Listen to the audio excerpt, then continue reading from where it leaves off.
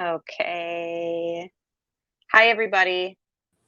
I Hello. was hoping chat could let me know if we are good on sound. And then as we just introduce everyone, just let us know if everyone's sound is good. So I'm here with my lovely ladies.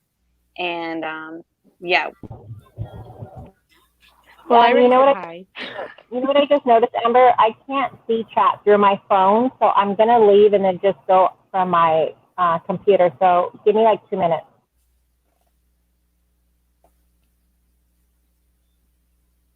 And we already know you could hear me.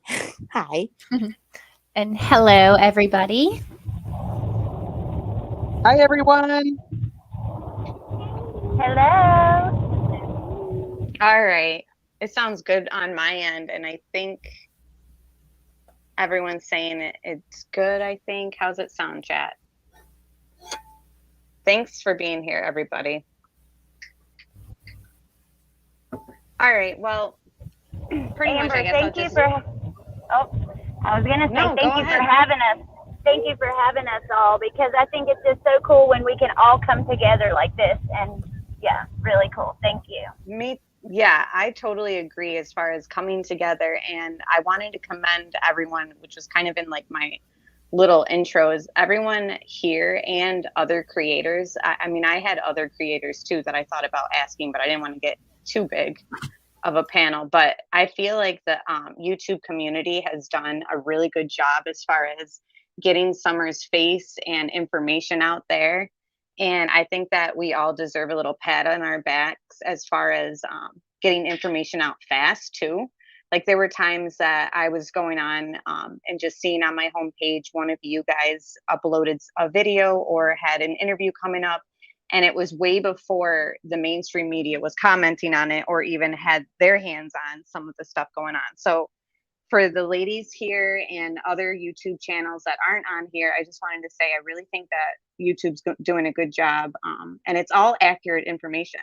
It's all like quotes coming from Don or coming from Candace, and I just think that we've done something good as far as sharing as much as we can, and sharing her face is it seems little, but it actually means a lot.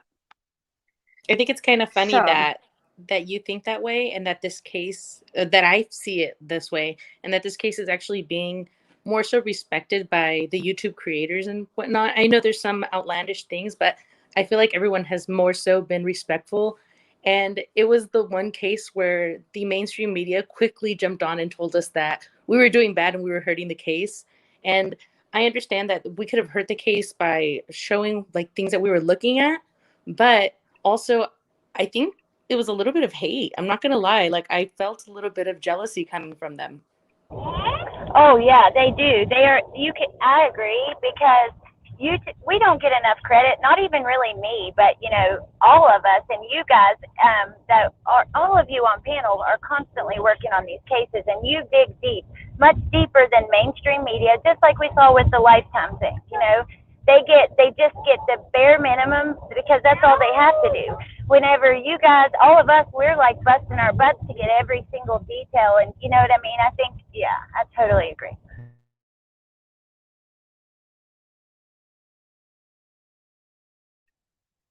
so I totally agree, and I think that the mainstream needs to realize that we're all very much individual creators and independent journalists, like investigative journalists.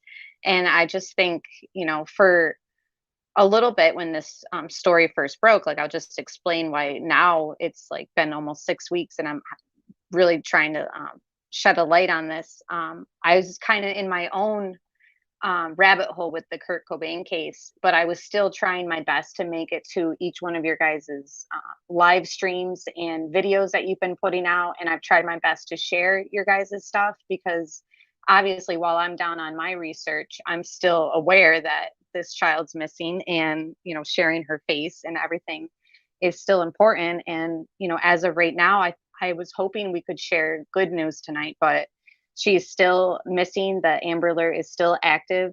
She was last seen wearing a pink shirt, gray shorts, or bottoms, and she was possibly barefoot when she went missing. So all of that remains still. And I emerged out of the rabbit hole, and I realized, like, now all of a sudden watching your guys' stuff, I'm realizing I have my own questions, and I'm wondering, what is going on? Like, where is this girl? And so now I'm caught up on your guys' coverage, and like I said, it's been quicker than the mainstream. So it's just really interesting that, everyone brings their own like value to the community. And I really think that the one thing that all of us have in common, whether, it's not just that we're good, web sleuthers or investigators or whatever, armchair detectives, you can mock it or whatever it is, but we all bring good value to the community. And one thing for sure that we have in common is none of us are judgmental people.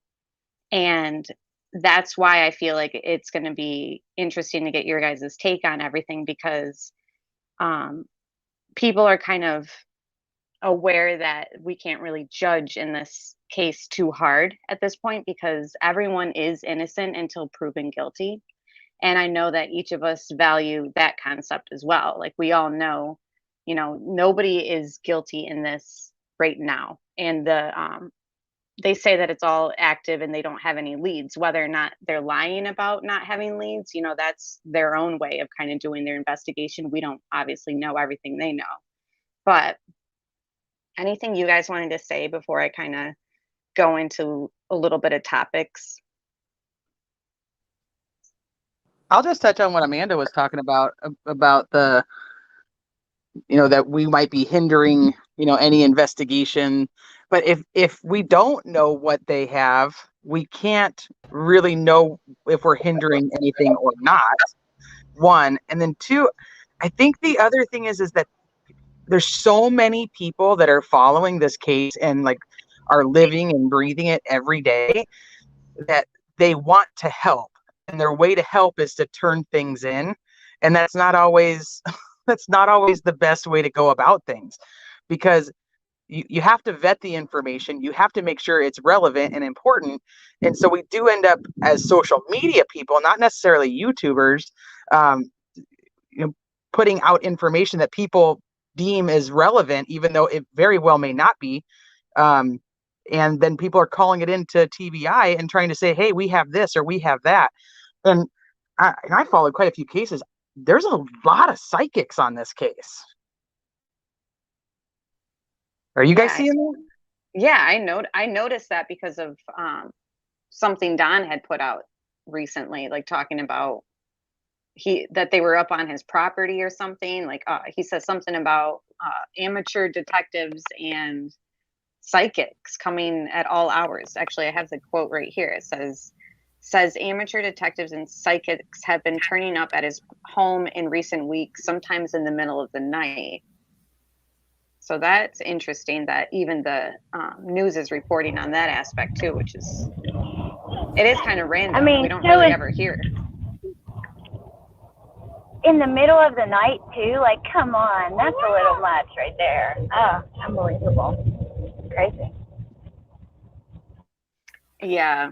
And that's the thing, is I was also thinking about, like, when big cases break, we all know that media and then of course just nosy people go to the property. Now this is a property that's out, and for people to kind of be going out there just to stalk the property, obviously it's not anything that they're used to around there.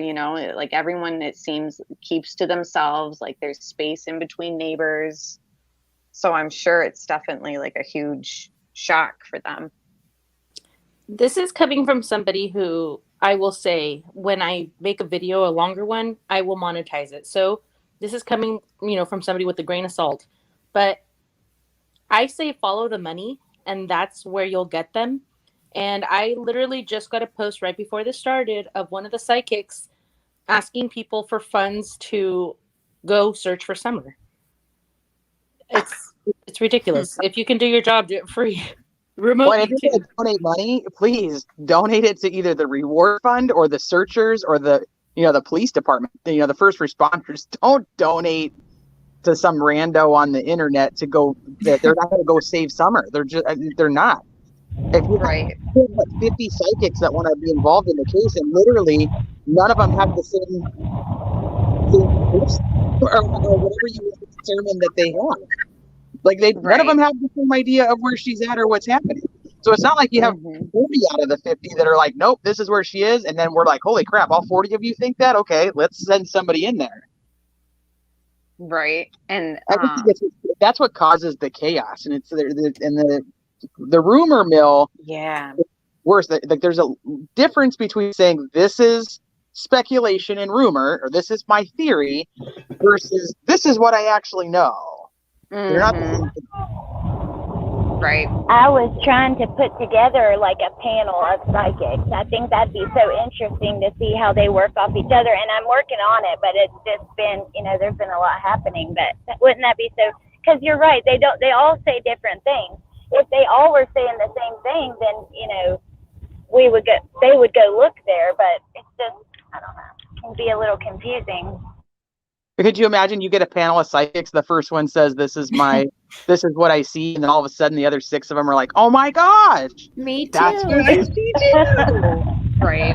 And that's kind of the problem, because obviously something like this can open the door for opportunists. And then, but honestly, I honestly don't think you can lump the true crime community into that. And they might try and say that we should be lumped into that, but we all know that everything that we've been putting out there is respectable, and I really appreciate all that. As far as Don talking about whatever else he said also, which is kind of relevant, is all this speculation is getting worse and worse and worse. Wells said, people are threatening us and it's not safe at my house. We're hoping if something happens, things will start to get safer, but the way things are going right now, it's just getting worse and worse. So he was kind of referring to it being good that the kids were in CPS because people were showing up. And he said, the misinformation about the case has been circulating on social media, which has at points hurt the investigation and the news reported. But it says social media is still causing problems with information and rumors that is not correct. So that was Don speaking. There's a lot of incorrect information and a lot of advice coming from social media that's hampering the investigation with the stuff we've already done many times. So, and then he went into saying, I'll see her in the resurrection.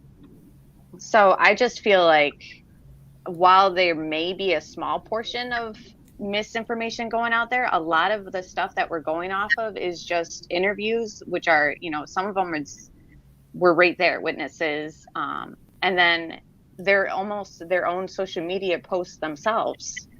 So yeah, I think that's true though, because a lot of things too, if we're speculating that's going on, that's coming from, when we hear from the family members, what are they saying? They're the ones putting stuff out of SA being done, so that's causing people to go that route. Then Donald himself on his own Facebook saying that, the yellow car was an employee that he fired for doing meth, and that lot went to more, speculation. So a lot of things that people are coming out with, I feel like some of it is coming from them or family, you know what I'm saying? And then people go and talk about it on their own channels, and then it just gets blown crazier, So I don't know. I agree. I mean, I feel like in this case, I mean, it's, over a little over a month into it, and there have been so many interviews. I mean, Dawn was doing quite a few interviews shortly after it happened. And then, we had Dawn and Candace, and then we have, like you said, the families speaking out on YouTube. H and his mom and her friend have done a couple interviews. So there's a lot of information. And with what we do, it's not necessarily that we're judging the family, but we want to know what happened and we're trying to piece it together. So we're using all this, firsthand words from the people directly who are around Summer, and we're picking it apart. And that's kind of all we have to work with right now. Yeah, I agree too. And you got to think about it too, is that all these people that are doing the interviews, they all have a different story. They all have the timeline. They all have something different to say. So that leaves us all to speculate then off of what they're giving us. I don't know about, Amanda, I know we don't ever try to like make anything up. We're not into that real like big conspiracy of it all. I like to look at the facts. But when you have Allie saying one thing, her son saying another, Candace saying this a couple of different times, Donald saying this, it's like, okay. And then you have David saying certain things. And then David is the one, when he said that whole thing to Teresa about Candace showing him the video that night he went there of Summer and the boys swimming. And then Teresa, you did really good because you're like, okay, wait a minute. Was that day she was saying it, like that day, or was this taking a different day and she was just showing it? And he was like, no, she said this was that day. So I'm like, okay, what the hell is that about? So I don't know. I think us just speculating and going with our own theories is kind of just off of everything they're saying. Agreed. Speaking of, go ahead. Sorry. No, I'm done. I was just saying I agree. And I'm done. Okay. I was just going to say, speaking of interviews, that one today with Candace, I don't know if it was the one from yesterday or today. She's sitting there and she says, I just feel like everybody's against me. And that right there really broke my heart, because I thought, well,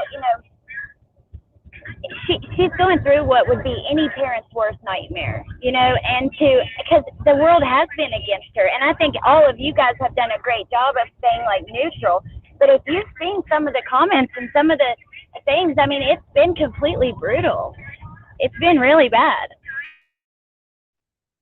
See, and I'm going to get so much for this, but I'm just putting this information out there. Not that I think that it's means that she's guilty of anything. Do it. But she's literally talking about Summer and about the boys and about everything that's happened.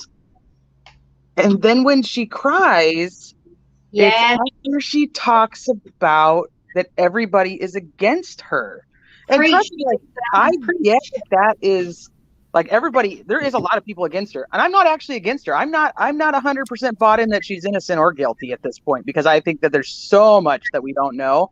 But that, to me, I was like, people are like, but she actually cried this time. And I'm like, but what did she cry about? I agree with you. Thank you for saying that. I did feel bad too when I seen her crying. I was like, oh man, like I felt it. But Well, yeah. then when I was talking to, because I went live and I talked about that today, but then I also said, but it also bugs me that she's really emotional when it comes to her saying people are against her. Like I noticed that too. So I don't know. Yeah, that's a great point. I didn't even think about it like that, but that's a really good point. But also today, which I know, Teresa, you said you hadn't watched it yet, but there's a part. I've watched the first 10 minutes of it, but I haven't made it all the way through. I'm at the part where she's talking about that she told one of the boys to make sure he kept an eye on Summer. So however far that is in, that's how far I am.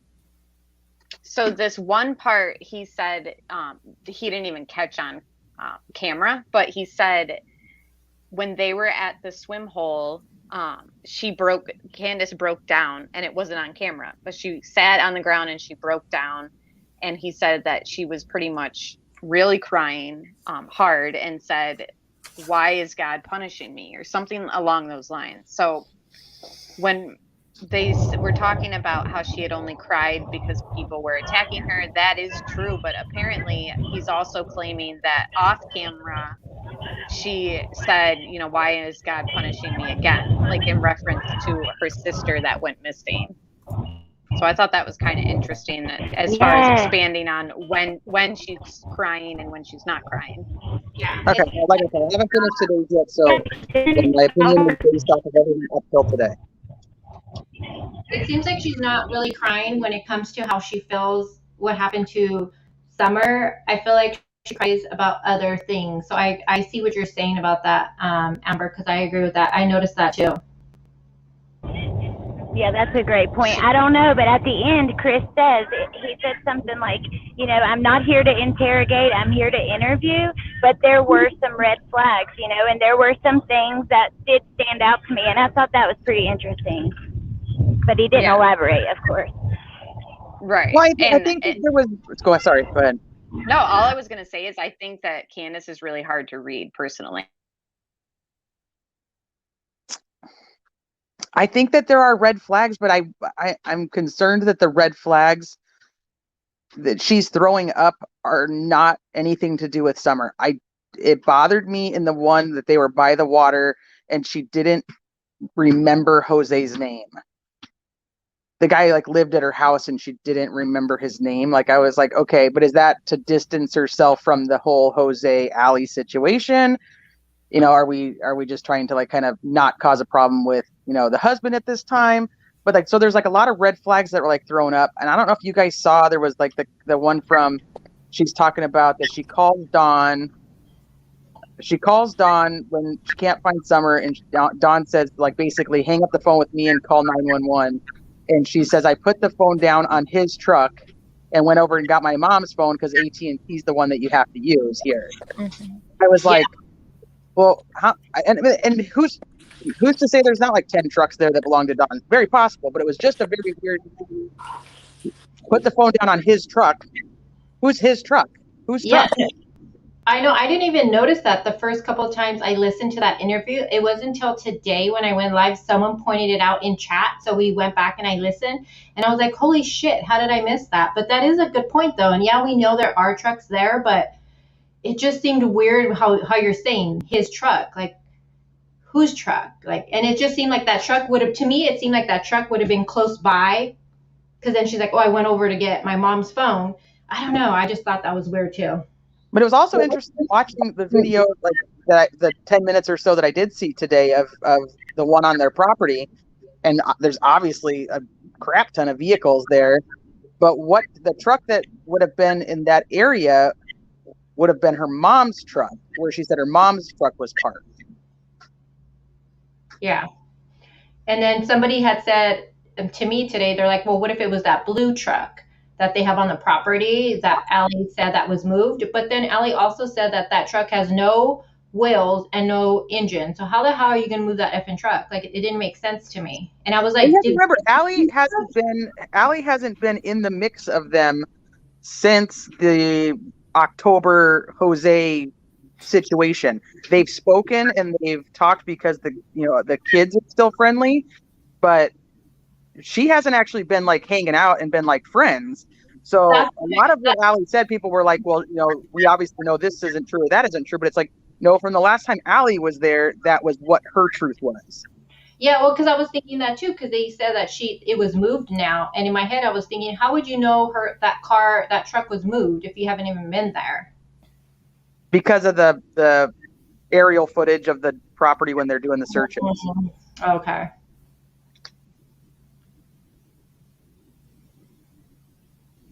Yeah, another thing I wanted to say was, obviously thank you to all the search teams and B. Wayne, and he had said that the Dollar General had donated a lot to everybody that was searching, supplies and stuff like that. So shout out to Dollar General. But also, since we kind of touched on it a little bit, like the Jose, this is kind of related to the Jose stuff. Now, like I had said earlier, we're all kind and we're all, good people as far as not being too judgmental.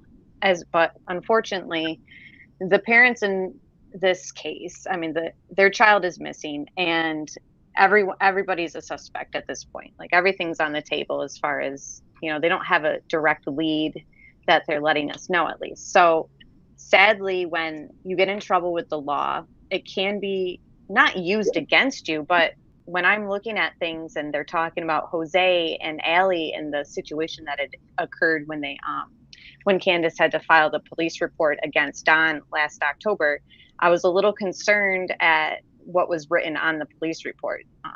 Pretty much Candace saying Don is abusive, physically, and I think it said mentally or verbally or something. But that to me was a little bit concerning, because then she ended up taking it back like the next day or something, or canceling it, which happens a lot. And it happens a lot in situations that obviously aren't happy and you kind of are like stuck in a bad situation, you know, sometimes they'll retract the file that they put against the significant other. And then there was an interview on Unmasked where his sister, was it his stepsister or his full sister, Teresa? It's his stepsister. They've known each other since they were 4, and they're only a month apart in age. So, oh wow, basically, they've known each other almost their whole lives. Right. That was a really interesting video, an interview. So good job there. I thought that was great. But I thought it was a really interesting. People were like, "Who cares about all this stuff from the past?" And I'm like, "What? I do. I don't know. Like, yeah, that's a big deal to me. Like, I was like, these things are like." I thought it was a really good interview though, because it touched on things how she touched on things like about some of the rumors that were being put out there, you know, and then the whole thing when she brought up, I don't know, Teresa, if you asked her about, you know, Candace and them having a baby after summer, and she talked about it, and because I had heard that rumor too, but I really didn't pay much attention to it. But she was saying too, I believe, correct me if I'm wrong, but she said that she heard it from her mother that was another baby after Summer was born, but it was a girl or was not a girl. I don't know if she knew what it was, to be honest with you. I don't remember her answering that. That she did not know if there really was, but she had heard from her mom that there was. That's one of the things, like, people are like, okay, because it was said on the channel, that must mean that it's absolutely true. Like, I'm actually one who doesn't think there's another. I don't think there's another baby. I think that the children that they had in their past relationships, I mean, he has 2, I think she has 3, that those are the ones they don't have. Yeah. And even she said too, she's like, don't quote me on it if she wasn't for sure on it. Yeah. But I was just gonna say real quick, Alex, that just his history and just the police report, I think, unfortunately, not that I want to judge anybody, but this is going on in his household, and then it gets brought up his past, and I can't help but I'd seen him in a different light, basically. Don, I know that he's religious, and I just was surprised when I heard the stuff about his past. Well, how about the burning down the barn? Well, the sister said too about the religion thing. She said that Donald only, went to religion and the Bible when he was in some kind of trouble. But he normally, like, throughout the year, like, consistent, was not like a religious man. It seemed like he only went there if he was in prison or he needed it, if he was having a hard time or something like that, she said. Well, from if you listen to what Alex said, he wasn't religious when they were friends, and that he had started going to church basically after that. We know from the David interview that they'd only known each other for a few months, that they've only been going to the same church for a few months. So then it leads me to believe that he got arrested in October and he finds religion again. And then he starts pursuing that so that he can be on a better track. But there is photos on Candace's page in 2019 of them at the church. Do we know if there was any other altercations or any type of... I don't know. But happened? I don't know.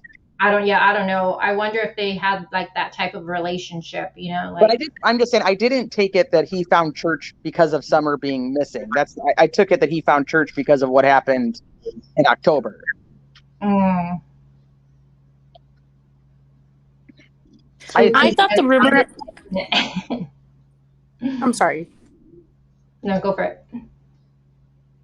Well, I'm saying I'm sorry because I don't want to throw you guys off, but I thought the rumor about another child had come because there was actual pictures of a little girl that was unidentified in Candace's photo albums. Oh, I don't know. I hadn't heard that one. You showed me. Remember we were looking at him and there was pictures of Summer and her other boys, and then there was a little girl, and we were like, who's the little girl? Like, who's the little girl? It was at the very beginning, like the first 3 days. Oh, goddamn. You're racking my brain now. Dang. I have to look at it. I don't know.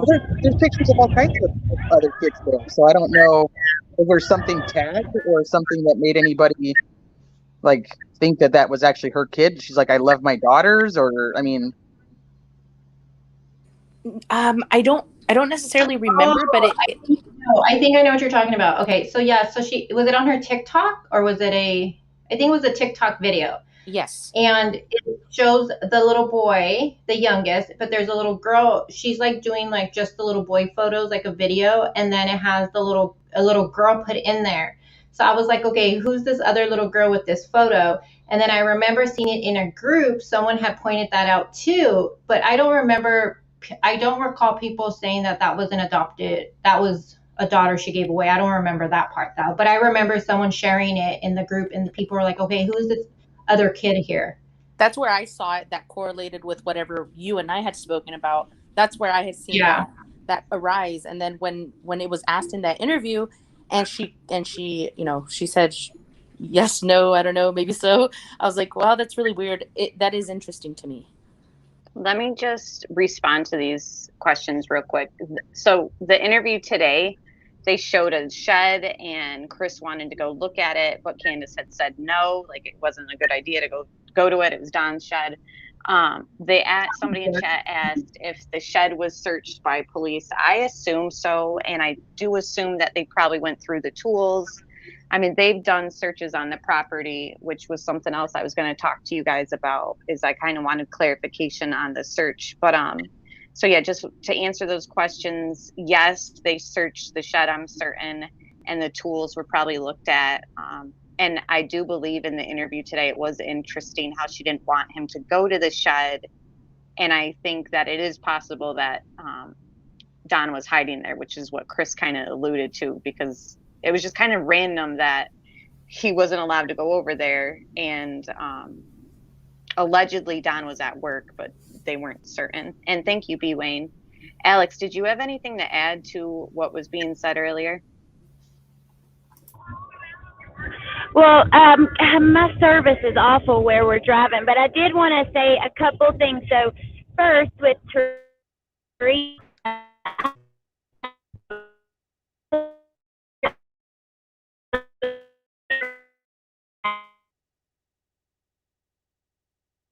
is that just me or is that really bad? No, it's really bad. Yeah, Alex, it's hard to hear you. I don't know if chat heard. I'll tell you later. Well, I'll just wait a minute until I get in better service. Okay, girl. Now you can hear me good? Yeah, now we can hear you good. Go ahead, get your thought out. Okay, I'm so sorry. Okay, I was just saying Teresa's interviews have been phenomenal, and every bit of information matters at this point. And also, Amber, with what you were talking about, those charges, did she put on there that the kids were also in danger? I feel like I remember that. The ones that she took back. Yeah, and correct me if I'm wrong, guys, but I'm pretty sure she it expressed that she was worried for hers and the children's safety. And the grandma's. The grandma, I think it said the grandma feared for her life or something like that too. So the grandma was incorporated in that. Oh, thank you. Yeah, that's crazy. And I think it's doesn't mean anything. It's interesting how in one of Don's interviews, when they asked about that, domestic incident, he relayed that Candace apologized for it. Yeah, that was put the responsibility on her. But that's something an abuser. Yes. Well, so I thought that was a good call. That was really odd. Yeah. I agree. Yeah. That's definitely something, an abuser would do. You blame the victim and make them feel like it's their problem. I totally agree, which is why I was worried about how quick she retracted the charge. Mm-hmm. And it's just your typical kind of cycle when you see like these abusive relationships. And then when they had their one interview together, one of the first things that not one of the first things she touched on, but she was very expressive in the fact that Don provides for them and does what he needs to do to take care of them. Like, it was just kind of like random the way she kind of praised him in the interview. I don't know if anyone else felt that way, but I was just kind of like, oh geez, like did he tell her? I mean, again, this is just, I don't know. It was just kind of random, I felt. And I'm like, did he want her to like express that he's like a good husband or something? I don't know. It was just weird. I agree. It totally came across that way completely. That is pretty interesting. One of my theories initially, before I ever looked into the case, so, don't judge me that too hard, but one of the first things I thought was... Wait, you're breaking up, or is it me?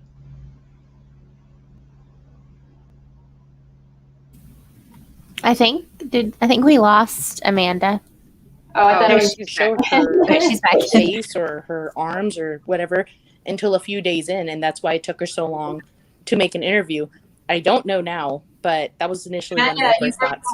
Can you start all over again, Amanda? Yeah, we lost you for a second, so just start over. Sorry, I don't know if it's StreamYard or we're just so awesome we're about to like break StreamYard. I swear I didn't even move anything, so it must have been StreamYard. So I had said that initially, before I ever investigated anything, one of the things I thought was when people were saying, hey, it looks as if Candace isn't doing an interview, that's so sketchy. I thought maybe with what's going on when, Summer went missing, maybe they had an altercation and he had hurt her, and that's why she couldn't come forward right away, and that's why he did the first interviews and all of that stuff. But that was just my first thought. I'm going to say no to that, Amanda, only because I seen photos of her, like, on June 19th. I was sent photos of her that she had sent that day. It could have been a fake one, though, but it was allegedly that day. So she didn't have any bruises on her face on the photos that I seen. But again, she could have faked the photo and sent an old one. But it was allegedly that day that she had took the photo. So I don't know. Fair enough. I just feel like it's sad that I think that there might be some substance abuse issues going on as well, which pretty much that kind of brings us to the whole CPS incident and what Don explained it as. And, it's sad because we don't know what's going on and who's innocent. And we all feel, like I said earlier, that everyone's innocent until proven guilty. So is he binging because he's just like his world's crashing down on him, or we just don't really know like what the source of this binge is, or if it's just this is a typical.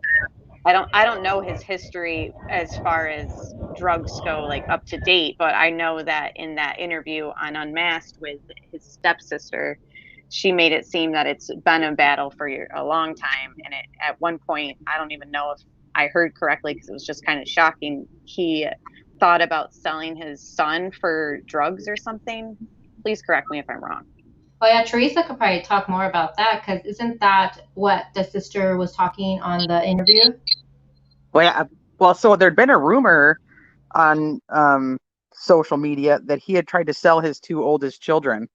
So I asked her, and she said, yeah, that his ex had caught him downtown trying to sell their son, who was 2 at the time. Not the daughter, but just the son. I don't mean just the son. That sounds terrible. That's not how I meant it. But yeah, to sell him for drugs. I kind of assumed that was going to be a no, I don't know anything about it. And that's one of the things, like, interviewing is like, I'm not an interviewer. Like, you guys, like, this is a whole new world for me. So like some of these things that are said, I'm like so taken back that I'm not even sure what to say next sometimes. So when she said, yeah, he tried to sell his kid, I like later I think, well, like, did he not have them? Did he not? Was the kid not worth anything? Did the drug dealer say, I don't want your kid? Like, how did that not end up transpiring? I wish, in hindsight, I had asked that question. But how does that even come about? Like, hey, I'll meet up with you. You can have my son and you give me some drugs. Like, I don't even know how that happens.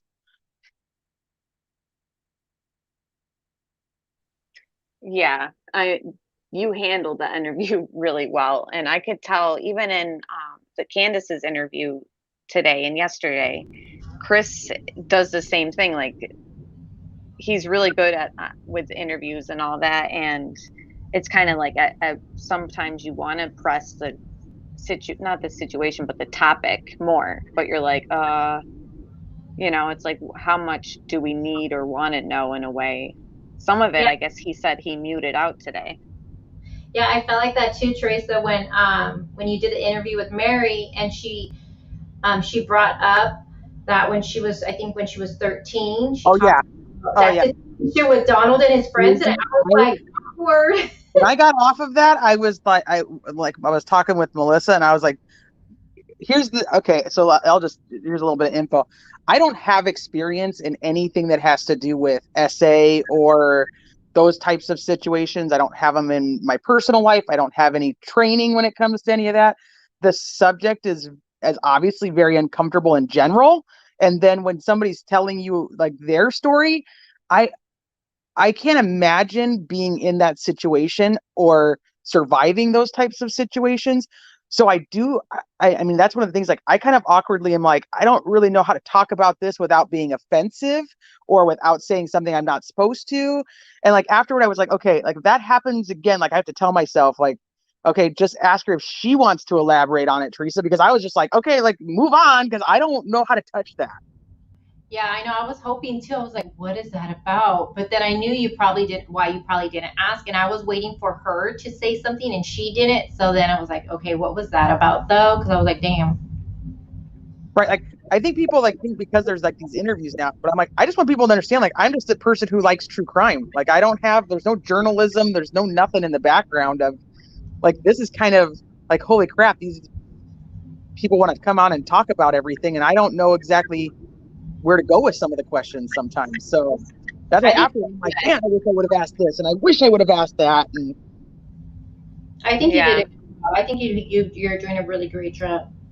Yeah, I think the best thing, and I think you and Alex do it too, because you guys do a lot more interviews than the rest of us do on our channels. But you guys just talk to them like a regular conversation, and it actually pulls interesting information out because they're comfortable talking to you guys, which is, one of the reasons why I wanted to have you guys on specifically. But I so think people let me think like just that these people, like I'm asking all these people to come on so that I can, you know, find, dig into their lives, or to, find out if Don is guilty or if Candace is guilty, or I'm not in Tennessee. I'm not going to be able to find Summer. My goal is to try to get out information that's straight from people's mouth versus the 20,000 people in Facebook groups that are telling their version of what they hear.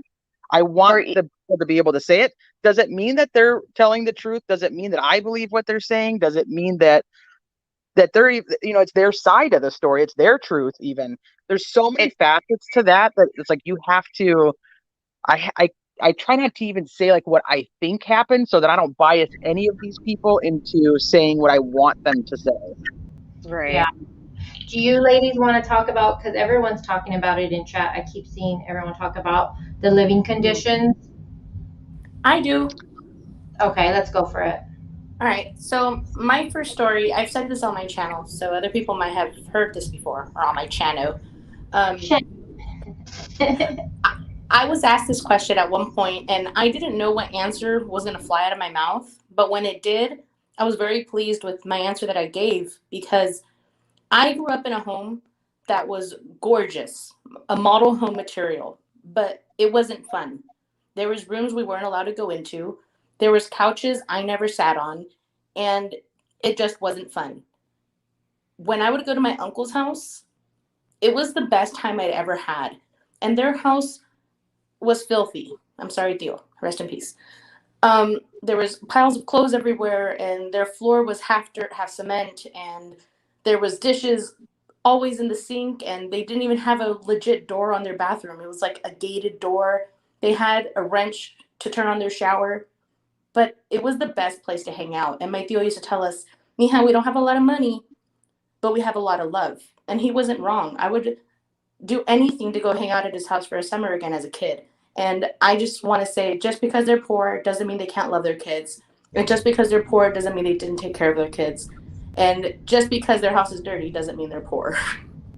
No, I have a question for you. I agree with all of those things. The only thing that I would add is that if you if you go further back in the pictures, it doesn't seem as bad. So To that's me, the only thing that kind of threw me was like 2-3 years ago, the pictures don't look as bad. That, they don't look as, the house doesn't look as dirty. It doesn't look at, I mean, it just seems like the last year has been a little bit more of a downfall. Maybe possibly because of substance abuse. Because if you think about it, that would also be why she's kind of hard to read, because she seems under the influence. But if CPS took the kids over the dirty house, wouldn't they have done that 5 weeks ago? You know what I mean? well, that's that other rumor that they were supposed to go before, and then you hear people saying that Candace would, and we know Candace did make a post on her own Facebook talking about she was mad at a neighbor or something like that. I think it's been removed since then, but it was I don't know when the date was, but something with CPS and a neighbor. I don't know, but it looks like people have called before. For what reasons? I don't know. I personally think she's more of a hoarder than anything. I mean, do we see dog feces in the house? Do we see maggots in the trash? Do we see that stuff? Do anybody talk about that? I haven't heard anyone say stuff like that. So if anything, to me, it looks like she collects a lot of shit. That's what And I think. she even talked about going to yard sales, so yeah, that might be her thing. And I I really don't think, I know a lot of people, I see it in a lot of the comments. They, talk about how the house looked. It looked dirty. You have Allie saying certain stuff, but to me, it just looks more, the house looks older. You know what I'm saying? And it just looks like she has a lot of junk in the house. I mean, my biggest thing if I go into a house, it's a difference for me if someone is collecting a lot of junk, but then there's another difference if I see maggots or just trash and dishes from like days and days and days, mold on the walls, the bathtub not being clean, toilets not being, that's a different type of dirtiness for me. And to me, that's just, I'm sorry, I know people are going to disagree, but living like that is just, it's just not sanitary for kids to be living in that situation. I think you also have to remember that there's 4 children and 2 adults. But I didn't see Candace's house looking like that. My point being, I just seen her house looking like she had a lot of junk. I didn't see. Well, that's what I mean. But you're just, a lot of junk is what I'm trying to say. That's a lot of people in a very small space. Yeah. You know what else I noticed too? There's a lot of stuff there.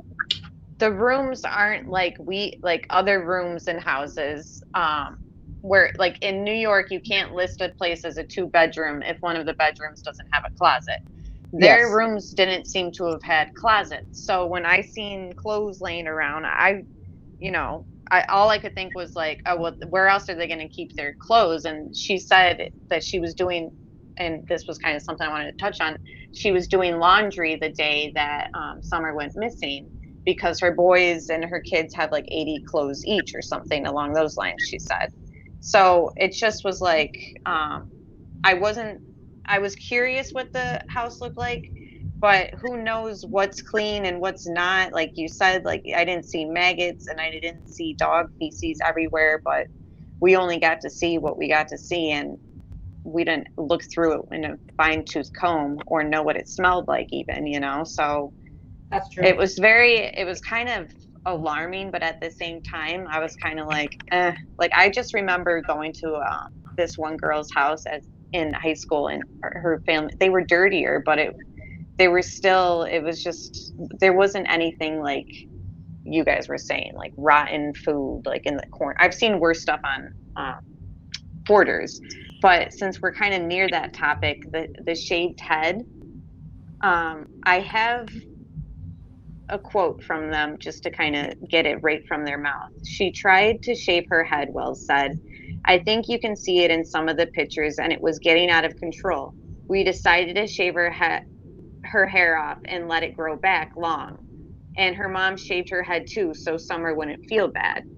So I'm just trying to iron out, I mean, I think that it means something as far as if you want to say that this is speculation, just to clarify, if we want to go the route that she was sold, or that, something was planned where she was going to be taken and her head was shaved so that it was harder to identify her. Some people have theorized that. I don't know if you guys know what I'm kind of referring to. I Like heard just it. something along those lines. There were times where they said that she was a tomboy and wanted to be like her brothers and have her head shaved. And then we have here saying that they shaved it so it would grow back long. And then Candace shaved hers so Summer wouldn't feel bad. But why would she feel bad if it was something that she wanted? Like, they made it seem like she wanted to be like her brothers. Like, I'm just trying to figure out that whole, what we can actually say is a reason. Well, I think the key word for what you just read that always sticks out is how she says, that's coming from Donald or Candace, what you just read?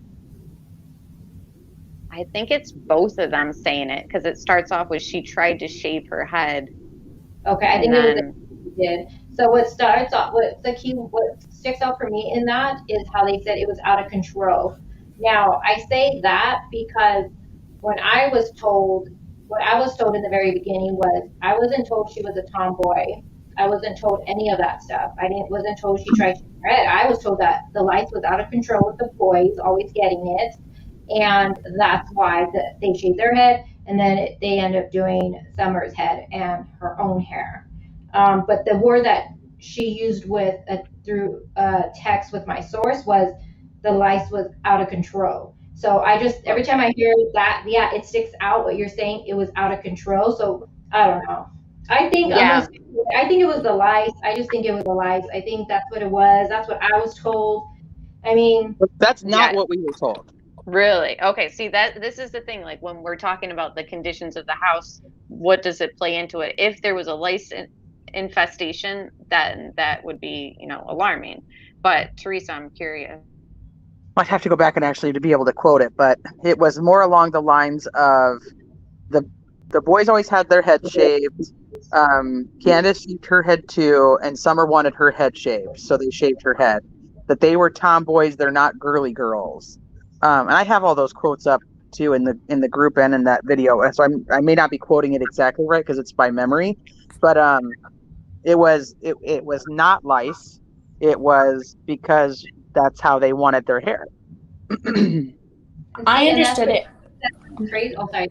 That's the crazy thing too, because I know a little bit of me and you talked about that a little bit behind the scenes, Teresa, and I was like showing you some stuff. So it's just crazy how two things are said differently by, I'm going to assume, the same person. You know what I'm saying? Yep. What I kind of pieced together, and this is just my own piecing together, so take it for what you want, was that they had lice. The boys had lice. The boys had their head shaved. Summer at one point wanted her head shaved. And I think I said this on my video too, is that when I was probably Summer's age, I literally went in the bathroom and chopped off all my bangs, like down to my scalp, because I thought it was the cool thing to do. No idea why, but then I hid for like 2 hours from everybody so they couldn't get mad at me. So I assumed that maybe she wants her head shaved like her brother. She shaves part of her head, and then yeah, it obviously isn't working because now she's got this mohawk looking thing and they can't really do anything with it. So then Candace shaves her head so that Summer is okay shaving her head. And so that's for the whole, like, she wanted her head shaved. I shaved my head too. So she didn't feel bad. But yet she wanted her head shaved, which is when she very first shaved it. This is just my piecing it together. So I think all of that's a little true, just not at the same time true. If you go back to the interview that Amber just read, but you actually watch it, when they're speaking, Dawn obviously talks over Candace, and Candace talks over Dawn, and they're both telling a story, and in essence, it sounds like it's contradicting each other, and it is. But that's because Dawn is kind of he's not misspeaking, but he was saying it wrong, in my opinion. What I heard was exactly what you're saying, Teresa. So he was saying that they had an undercut, and that when it was growing out, it was just getting too wild, and then they had to cut it off, or something to that effect. And I think that they were trying to say that Summer had tried to do it to herself prior to that. Summer shaved it first, That's what I heard. That she shaved her head, and then maybe because her mom had an undercut or her brothers had an undercut, and she wanted one too. But that's what I understood, and that kind of does go with what you're saying, Teresa. I don't know if I'm making sense, but if you go back and look at it, listen to it again, and it sounds as if he's trying to say that it was Candace, but I think he meant Summer. If that makes any sense. Yeah, but so here's the weird thing about, for timeline purposes, because I like the timeline, that we had been talking to Candace throughout the few days prior to that interview. That day when we were talking, she said, I'm going to be, when she knew we were going to go live with what we were talking about, she said, well, let everybody know that I am going to be on like the news tonight. So that was like one of the first things we said, was that she wants everybody to know that she is going to be on the news tonight. So that interview where they're talking about it was within the same time frame of the conversations we were having about it. That was the only really weird thing to me.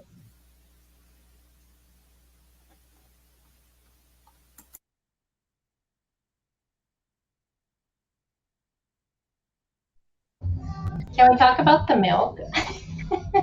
Uh-oh.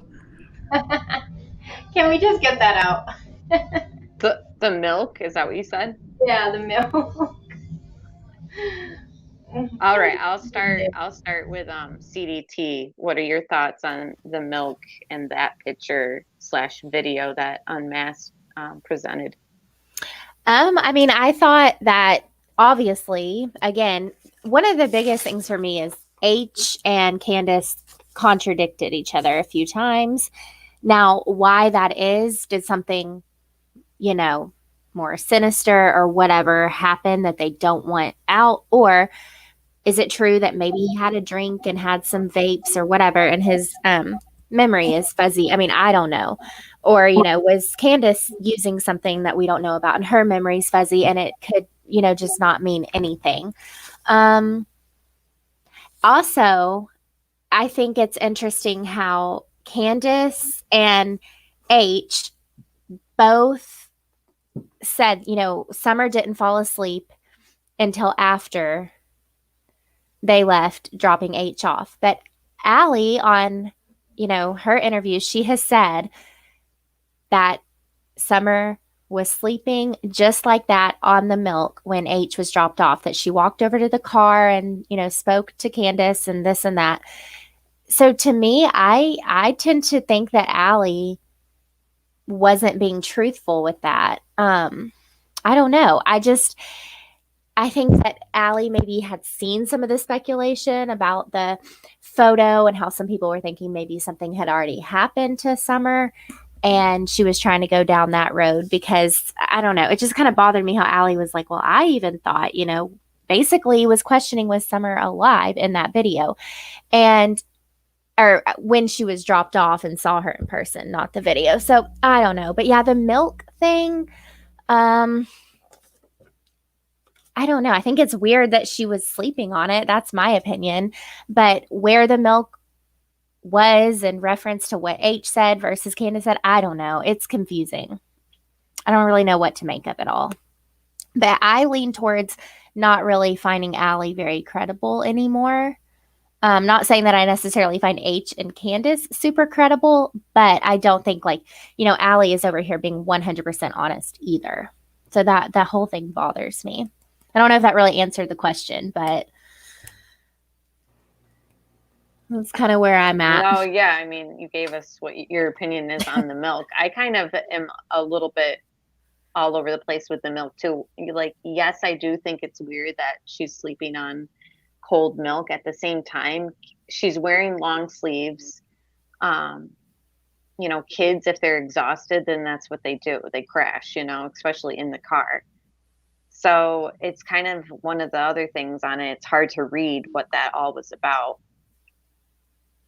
Mm-hmm. I just think it's so interesting how Allie made this. I mean, she went into detail about, I have notes, but about walking up to the, Candace's or the truck, grandma's truck, and kind of pushing to give Summer a hug, and that, Candace didn't want her woken up and was like, we got to go.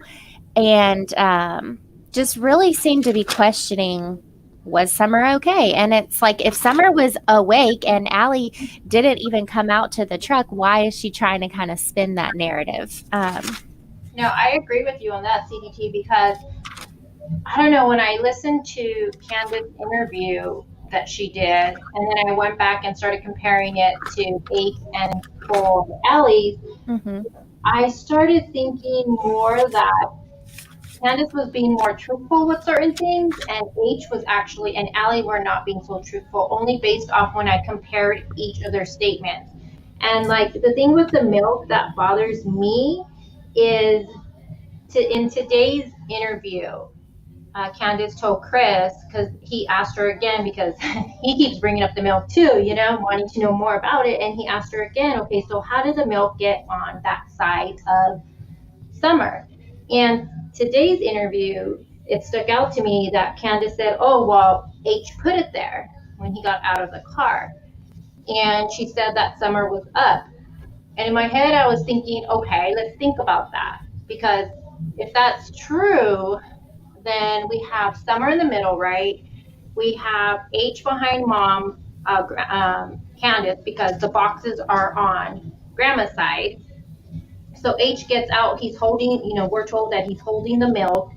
So he gets out of the car. Why not put the milk where he was sitting?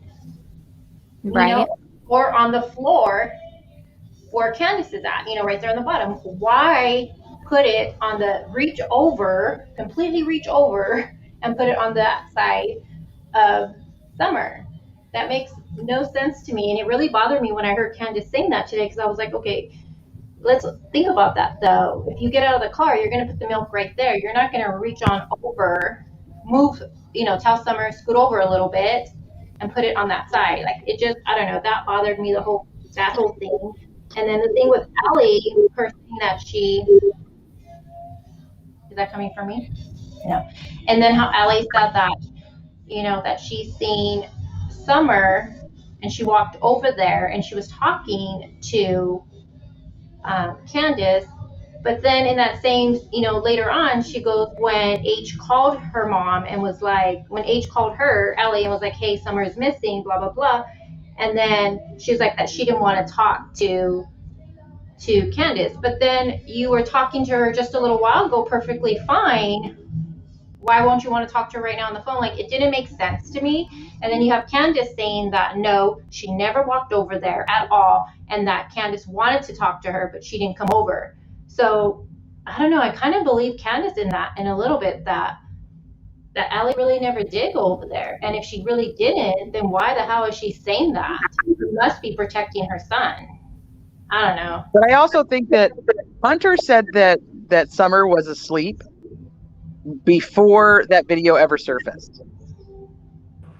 That sounds like an alibi if I've ever heard one. Well, I'm just saying, like, he already knew she was sleeping. So why is Candace saying she wasn't asleep, but then we see a video where she is asleep? I don't know. Here's the thing. I think that everybody's going to tell their story the way that they tell their story. And I just find it weird that Hunter would know that Summer was asleep if she wasn't actually sleeping, but yet knew she fell asleep later. And not only that, remember, H didn't even know where he was sitting at first. Remember, he's like, well, I thought I was in the middle, but I guess I was not. It just seemed like these little things. I was like, okay. And maybe he was tipsy or something, and maybe, you know, he isn't clear on it. Or maybe he was in the middle on the way there. Yeah, and he's mixing it up. I mean, who knows? I think we're also talking about people. I don't think their memories are. I don't know. If somebody said, like, tell me how you positioned the milk in the car yesterday when you went to the store, I'm thinking, well, shit. Well, yeah, we did have. I put the milk over here, or did I put the milk over there? H was not holding the milk. There's no. I mean, that would just that makes zero sense that he's going to hold 2 gallons of milk. Right. You know, the ride for price. Yeah, cold milk. Am I correct? That doesn't make any sense. Is he lying about that? I don't really think he's lying about it. I think he thinks, like, she handed me the milk, I was holding it, and then I put it over there. When I did that, I have no freaking idea. But now when they say their story, and so like here, so like Candace says she was not asleep, which is what she told us. She was not asleep when H was in the car. If she changes that now and goes, well, shit, did she fall asleep before we got there? Like, now that's a big deal for her. She cannot change that story whether she realizes she was wrong. Same with H. He cannot change that story if he realizes he was wrong, because now they're liars. Right. But I don't think they're And remembering the sequence all the same. Like, to me, the milk has never mattered. I don't think it's a big deal. My kids fall asleep. My oldest, when he was going through that, I have pictures of him sleeping in so many weird places. Like, he would fall asleep all kinds of crazy. I have a picture of my daughter asleep on an ice pack.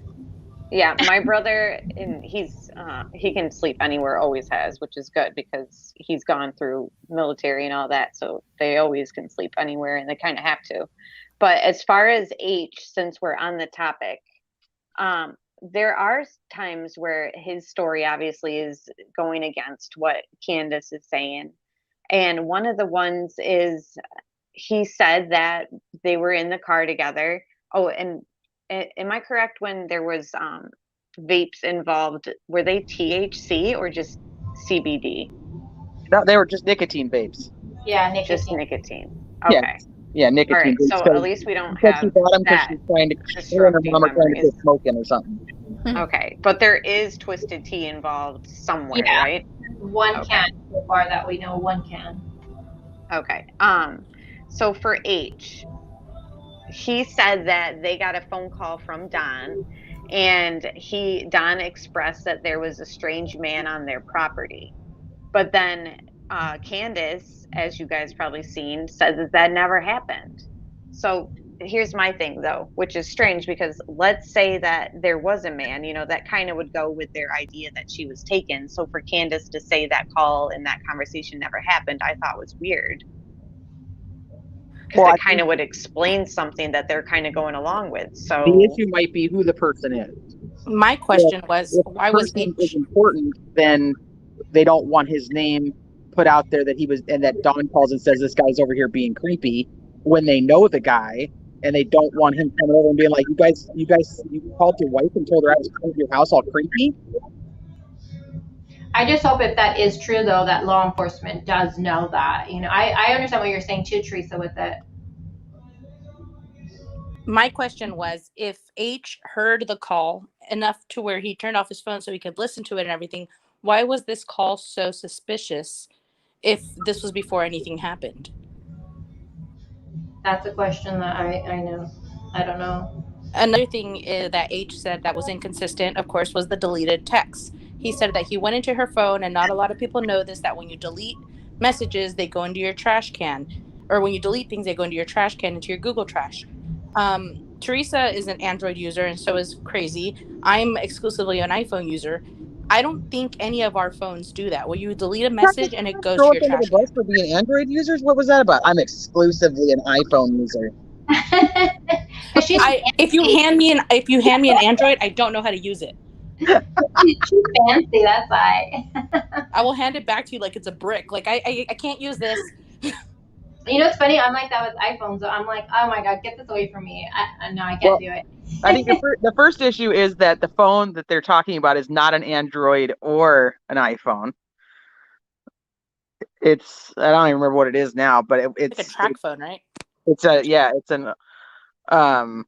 it's some type of other, like, I don't know if it's a prepaid one, or I don't even remember what they said it was, like a Moto. I don't even remember at this point now, but it's not like a smartphone Android iPhone. So I have no idea where their trash would be. I found it more interesting than, see, my question was, why is he looking in the trash of some other person's phone? That too. Candace says that she had her phone in her pocket, so there was no way H would have grabbed it. If if he's saying he grabbed it, she's saying there couldn't have been. My phone was in my pocket.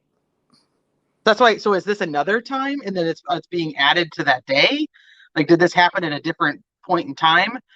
And like drug dealer, you mean like weed dealer? I mean, because that's really what we're like talking about at that point, is weed. So like heard like drug dealer, I don't know. It just seemed right. off. The whole thing seemed very off to me about that. And I actually I asked when he was talking about the interview room after that part of the interview, and I was like, that doesn't make any sense to me. It makes no sense.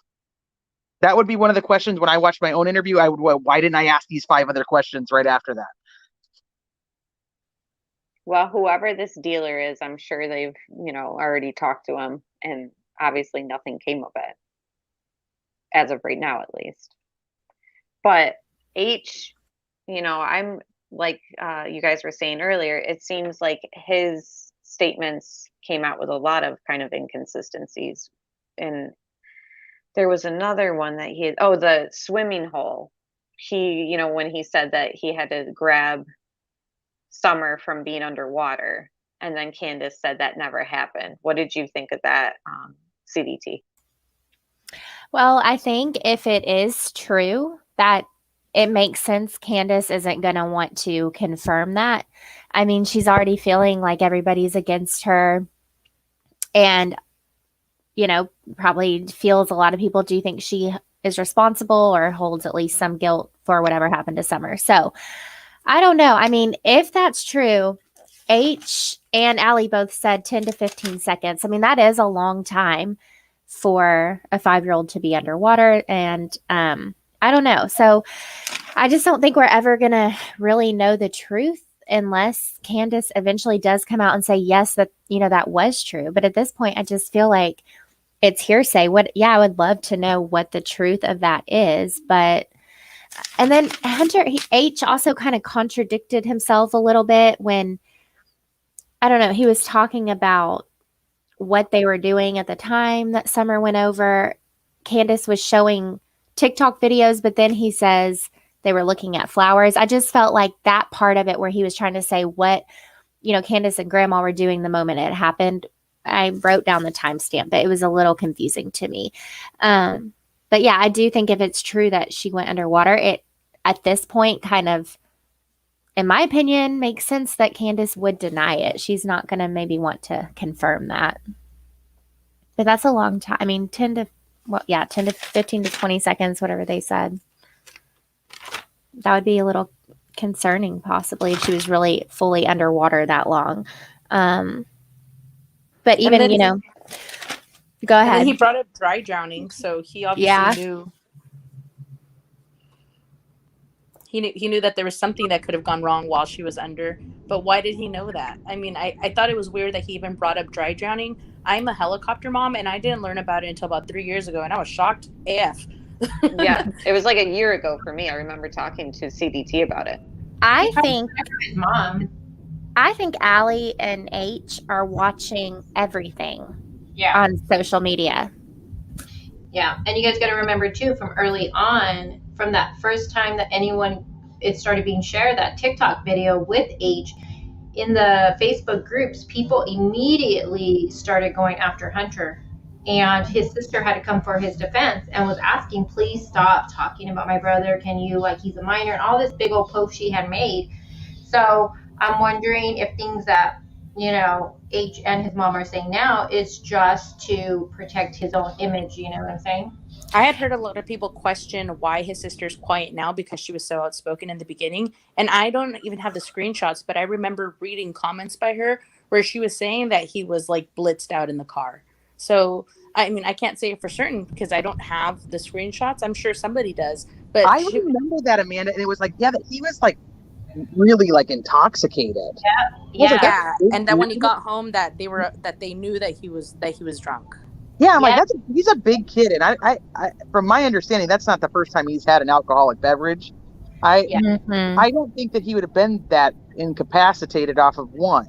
But do we know for a fact it was only one? I mean, I know.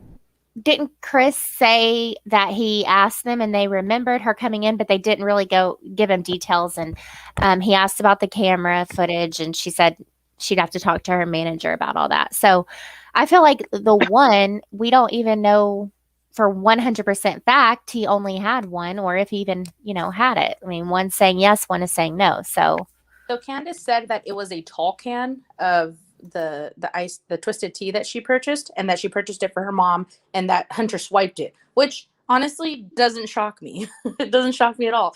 When I hear, when H swiped it, when I hear that, I can almost imagine it happening to me by a family member, or just it's happened to me before by a minor, and you're just like, hey, you can't have any of that frosted fruit drink that has a little bit of alcohol in it, give it back. I could see that totally happening. Now, another thing is, she said it was a tall can. So last night we went through that video that Jamie, he was a man from the area that he went and recorded, and in his video there's a whole bunch of small twisted tea cans. Now, I don't know anything about this tea, but somebody noticed that it was the peach flavor, and they were the small ones, the 12 ounces. When he goes to the trash, there's a Mountain Dew and one tall can. Oh, good eye. Yeah, because Candace brought up he had a Mountain Dew, or I got him a Mountain Dew, something like that. So that's interesting. Good catch. It's on the video. It's right there. Yeah. I know, I seen it, I didn't notice. So good catch. Same. Good job, Amanda. Yeah, well, so if he's intoxicated, then his story is really irrelevant because he's not going to remember what happened. Exactly. He's not going to have a clue how long he held onto the milk, or if his mom was awake or whatever. And that's for me, if he doesn't remember it. I think for me, most of anything up until that point, I don't find necessarily relevant, because I think the part we're missing is from the 3:15 to the 6:30. Yes, that's why we studied everything that morning. Yes, I don't really. This is my personal opinion. You guys can get mad at me if you want to. I don't think that Hunter or Allie matter in the concept of what happened to Summer. I agree. That's why I'm so anxious what the brothers have said. I agree. And one of the things I keep saying is, can you imagine, let's just for a second, guys, pretend this little girl was swiped and you can see it on a camera.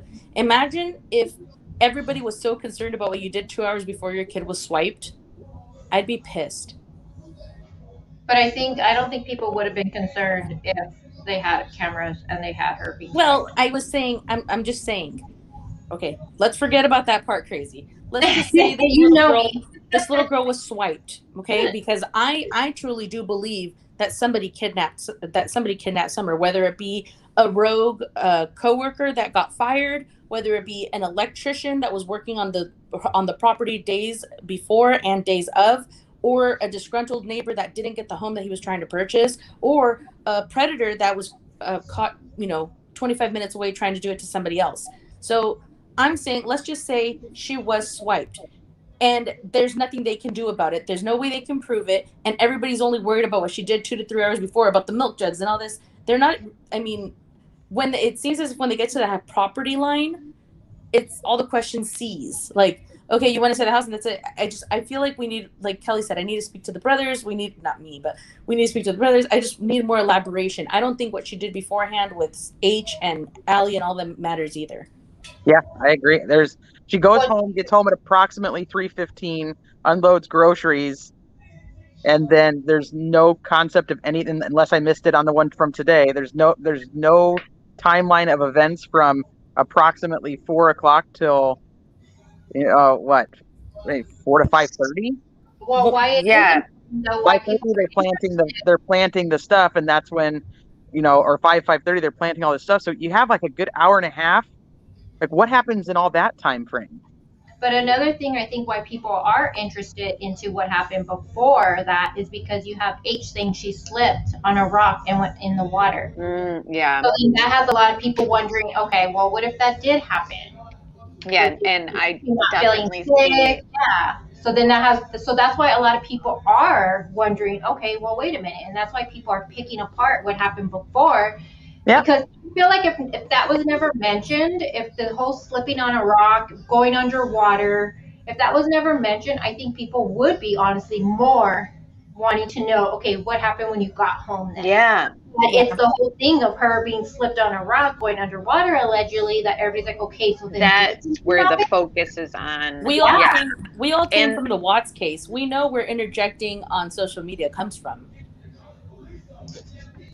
I think that's where we all got this information too. And I think all of us are bright enough to know that the consensus is when you're getting a whole bunch of one side of a story, it's being put there. For what reason? We can't exactly say, but it's definitely in there to muddy or to put out their story first or better. Like, it's like kind of when you serve somebody with a search warrant, or not search warrant, when you serve somebody with like an arrest or like a court order, when you go to court, you get to tell your story first. That's why people usually want to be the first to serve. So I definitely think that everything that we're hearing, like what Crazy's saying, like we wouldn't be focusing on that stuff had it not been said. And then we have to think about who said it and why. Now, one other thing that I wanted to say before I forget, I already forgot. So go for it. I just wanted to address the question on the screen real quick. Just, and this kind of goes into what we were just saying, is like we're kind of all hyper focused on like that video with the milk and stuff like that, and why Candace said her arms were up, they were behind her head, like she was sleeping, because that's the way Dawn sleeps. Like as Candace explained it, it made complete sense to me. Like I kind of understood, like, oh, and she was just trying to capture that moment. But when not only is it the just along the lines of like the story getting out there and truths and all that, I think that just that area gets hazy, like Teresa was saying. Like they get home, they unload groceries, then they plant these pots, but she runs back to the house, and Candace says that she watched her go back to the house. So that means that she didn't herself walk her up to the house and like, bring her inside. She said that she watched her hit the door, and she entered the house, and then she goes and later and she's calling down to the basement for her, and then that's when the story kind of stops. So now that's where we had like this visual with the milk, and that's supposedly the last known image of her.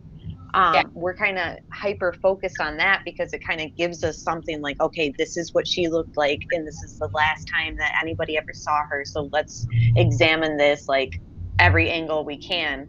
But we need to figure out, like, why aren't we getting more of a storyline? So she makes it up to the house, you call down to her, and then you just realize that she's gone. And unfortunately today we realized too that her room has access to like a door.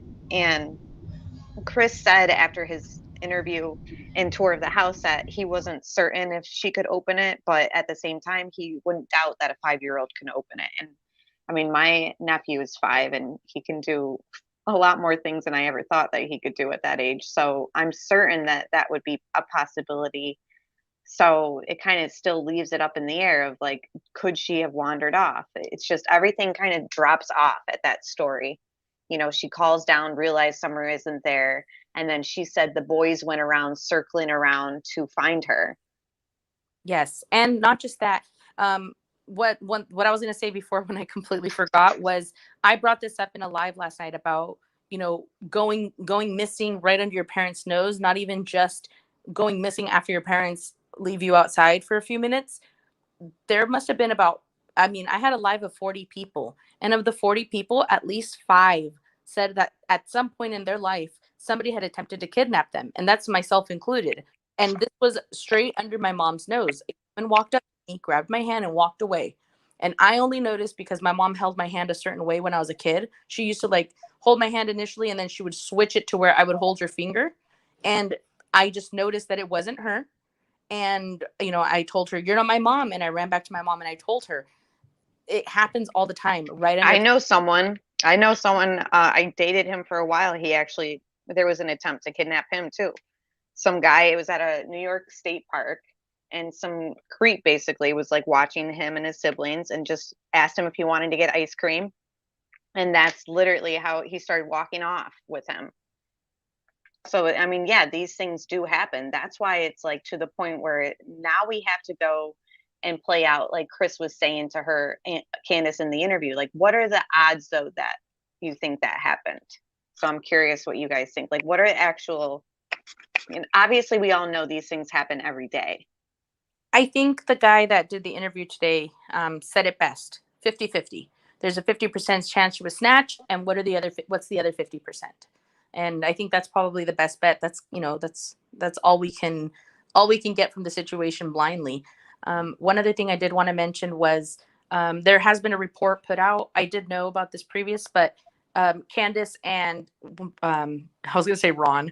Candace and Dawn did go to court today for CPS of the children, or for the removal of the children by CPS, and also that previous to what we know, we don't know if CPS was involved before the case, but what we do know is Don himself has said that CPS only got involved because he had a moment of waking out after something happened on his property and with the psychic and saying a whole bunch of stuff that wasn't true. So I did want to mention that he did clarify why he thinks the children were taken. It wasn't necessarily because of a bad house and because Summer's missing, because of just, he said the house isn't safe right now. And I think he just means volatile feelings. And I don't mean to interrupt you ladies, but I am going to have to be in chat only because I have mom duties. So I don't want to be like, oh, I got to go, guys. But I'm going to be in chat, chit-chatting with you guys. But I'm going to log off from here. But I'm going to still be listening. But I do want to thank Amber. And I had told Amber this earlier. But I want to thank you for having me on panel. And it was an honor to be with you other ladies. So I will talk to you guys. And I'll be in chat, though. So I'll be listening with my headphones. Mm-hmm. Okay. Whatever video you're making, I'm putting it on TikTok later. I'm not making a video. I actually have homework to do right now with my daughter. So I got to do that. Right. It's already 7 my time. So, yeah. So I'll be in chat, though. All right. Bye, Crazy. All right, thanks for being here. Bye. And I am Bye. Bye, girl. Alex lost connection. So I just wanted to say thank you to Alex as well. I didn't get a chance to kind of say bye because she just dropped off. But thank you to Alex and Crazy for coming on as long as you guys could. And that was it. So I think that right now, unless Amanda or you guys had something to say on what we were just talking about, like see, Amanda, I took it as when he said 50-50, that was only after he asked Candace what he thought the statistics or the odds were. He was like, what are the odds that happened? And she said 50-50. And he said, well, then what's the other 50%? I think you're right. But I think that she wasn't lying. And when he asked that, I held my breath, right? When he said, what's the other 50%? I held my breath because we still don't know everything, right? And I was like, everything that she says right here matters to me. And I think her answer was just, I think it was such a great answer, frankly, where she said anything that happens. It just, and then today in another interview, he said, lots of things can happen. She said thousands of things can happen because she's probably dwelling over these things, like every single little what if. I think, okay, again, I'm not set on what I think happened. I'm really not. But I think it's interesting how adamant they are that Summer did not wander off. They're not trying to spin it as, I mean, honestly, I feel like if they did something, wouldn't it be kind of easier to blame it on Summer walking off? And, we all have seen the terrain. We've heard, the searchers talk about the terrain, this and that. So again, like I think it's interesting that they're not saying, well, she could have wandered off and gotten lost in these woods, I don't know. They're not exactly pointing fingers at people that I am like him. It's him. Yeah. It's just sad. I mean, again, I think a huge key to all of this are the 3 brothers. Yeah. And obviously they're being protected for good reason. Well, yeah. Very good reason. Oh, yeah. I think if something happened in that family, I have 3 main theories that I go between because I change my mind about every 20 minutes. So my theory about if it happened in the family, that somebody accidentally did something to her, or that abuse carries on in generations. So I'm just going to put that out there. You take it for what you want. And something happened to her, and it's hard enough to lose one kid. You don't want to lose 2. Mm-hmm. But I have an issue, and I'll fight myself on that because they did have cadaver dogs around that house, and the cadaver dogs did not hit around the house. Candace has been extremely adamant from day one that Summer knows better than to walk off anywhere. Yes. The search dogs did pick up her scent down to the end of the driveway, and they're trained to pick up the most recent, strongest scent of the person. So now we have to go to, if Summer didn't make it home, the strongest scent would have been her walking down the driveway to get in the car to go do what they did that day. But if Summer did make it home, which I believe she did, then that means she went that direction. And then you could hear, so like the dogs have always been a really big deal. And Amanda and I have talked about the dogs, but the dogs were barking most of the beginning of that interview that when Chris was there today. Mm-hmm. And the driveway is right there. So there's no way she could have walked down the driveway where the scent was picked up and nobody have seen her. Unless it's literally the split second that they're in that camper fixing the knee brace. That would have had to have been like lightning. So when he talks about the chances, like what are the odds of this happening? Well, one, we know statistically if something happened to a person, you have to look at the family first. It's statistically a family member. If you look outside of that, it's going to be statistically somebody that the child knows, that they're comfortable with, or that lives in the proximity of them. So yeah, you're talking a very slim chance that somebody ended up on that property. Not that there's no chance, because I won't say that there's no chance, but a slim chance that somebody ended up on that property, and her scent ends in the middle of the driveway. Not down into the woods, not on the dog trails, not on the, out in the creek. It's right there. Right.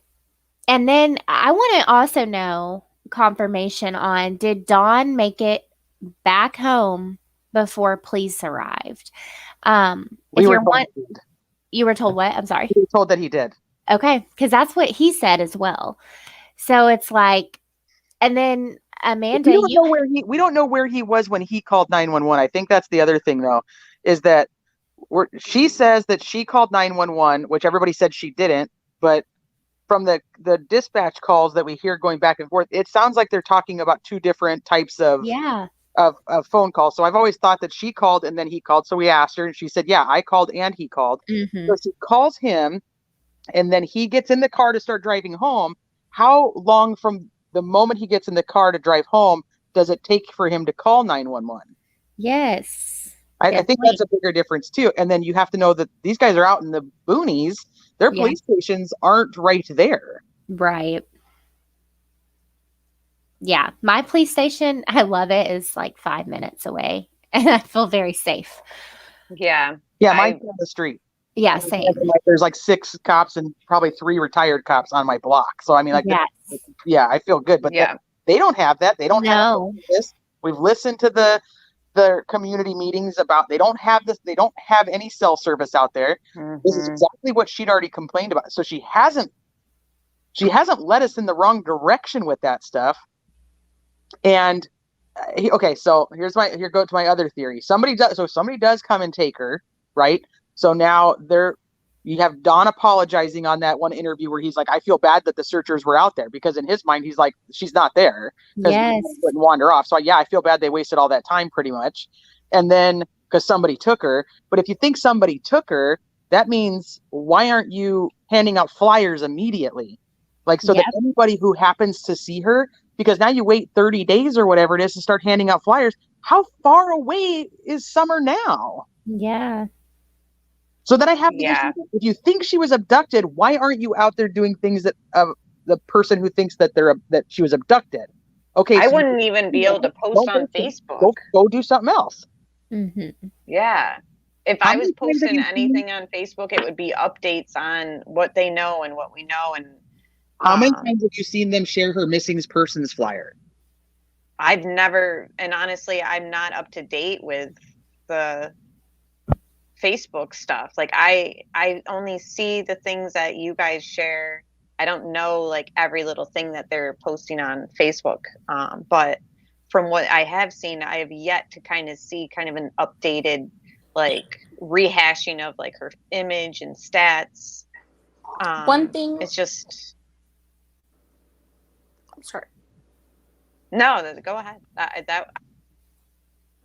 One thing that caught my attention, because maybe I just think very highly of this person, but it was Tim Miller who said, normally families are involved, and that really hit me. And then I wondered, how they were contacted how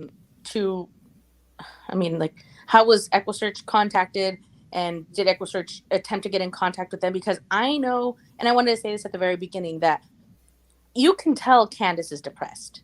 And you could tell that this depression started off way before Summer went missing. I agree.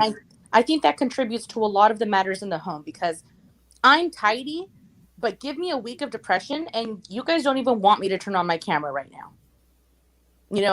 It can get like that. And I think with a little bit of depression and a bit of speculation, people hitting her up to look for her daughter probably puts her in a scary place, and not necessarily because she's guilty. When you have depression, anxiety, PTSD, it makes you aloof.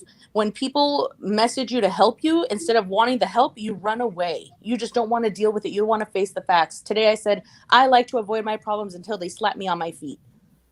And I don't know if she exactly even knows who Texas EquiSearch is. I was saying last night, I didn't even know that people other than myself and Nancy Grace Stans knew who they were.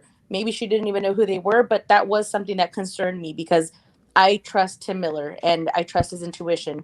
And he did say that. So, with that being said, everyone knows kind of where my stance is, but that did make me question things.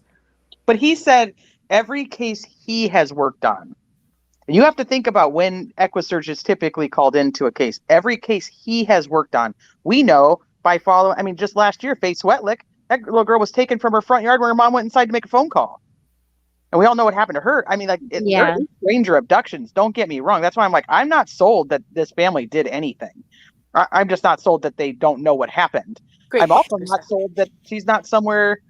And that's not full. That's my third one. My third one is was there some form of abuse? And part of that family knows where Summer is. Because I don't believe that. A lot of people think that Summer's dead. I don't think she's dead. I think they're gonna find her. I just don't know when. I hope so. Yeah, it seemed though Candace said something about her being held somewhere. Did I get that right? Or Dawn even brought up like she could be in a basement being tortured or given drugs. I think he said that. I don't know. I know he mentioned some of that on an interview with Jay is for Justice. One of and I know Amber and I have kind of talked about this, allegedly speculation. What if, I guess one parent set something up and the other really doesn't know? What if this was some type of human trafficking situation? Dawn has mentioned that over and over, and maybe, I don't know, maybe Dad set it up and Candace really doesn't know.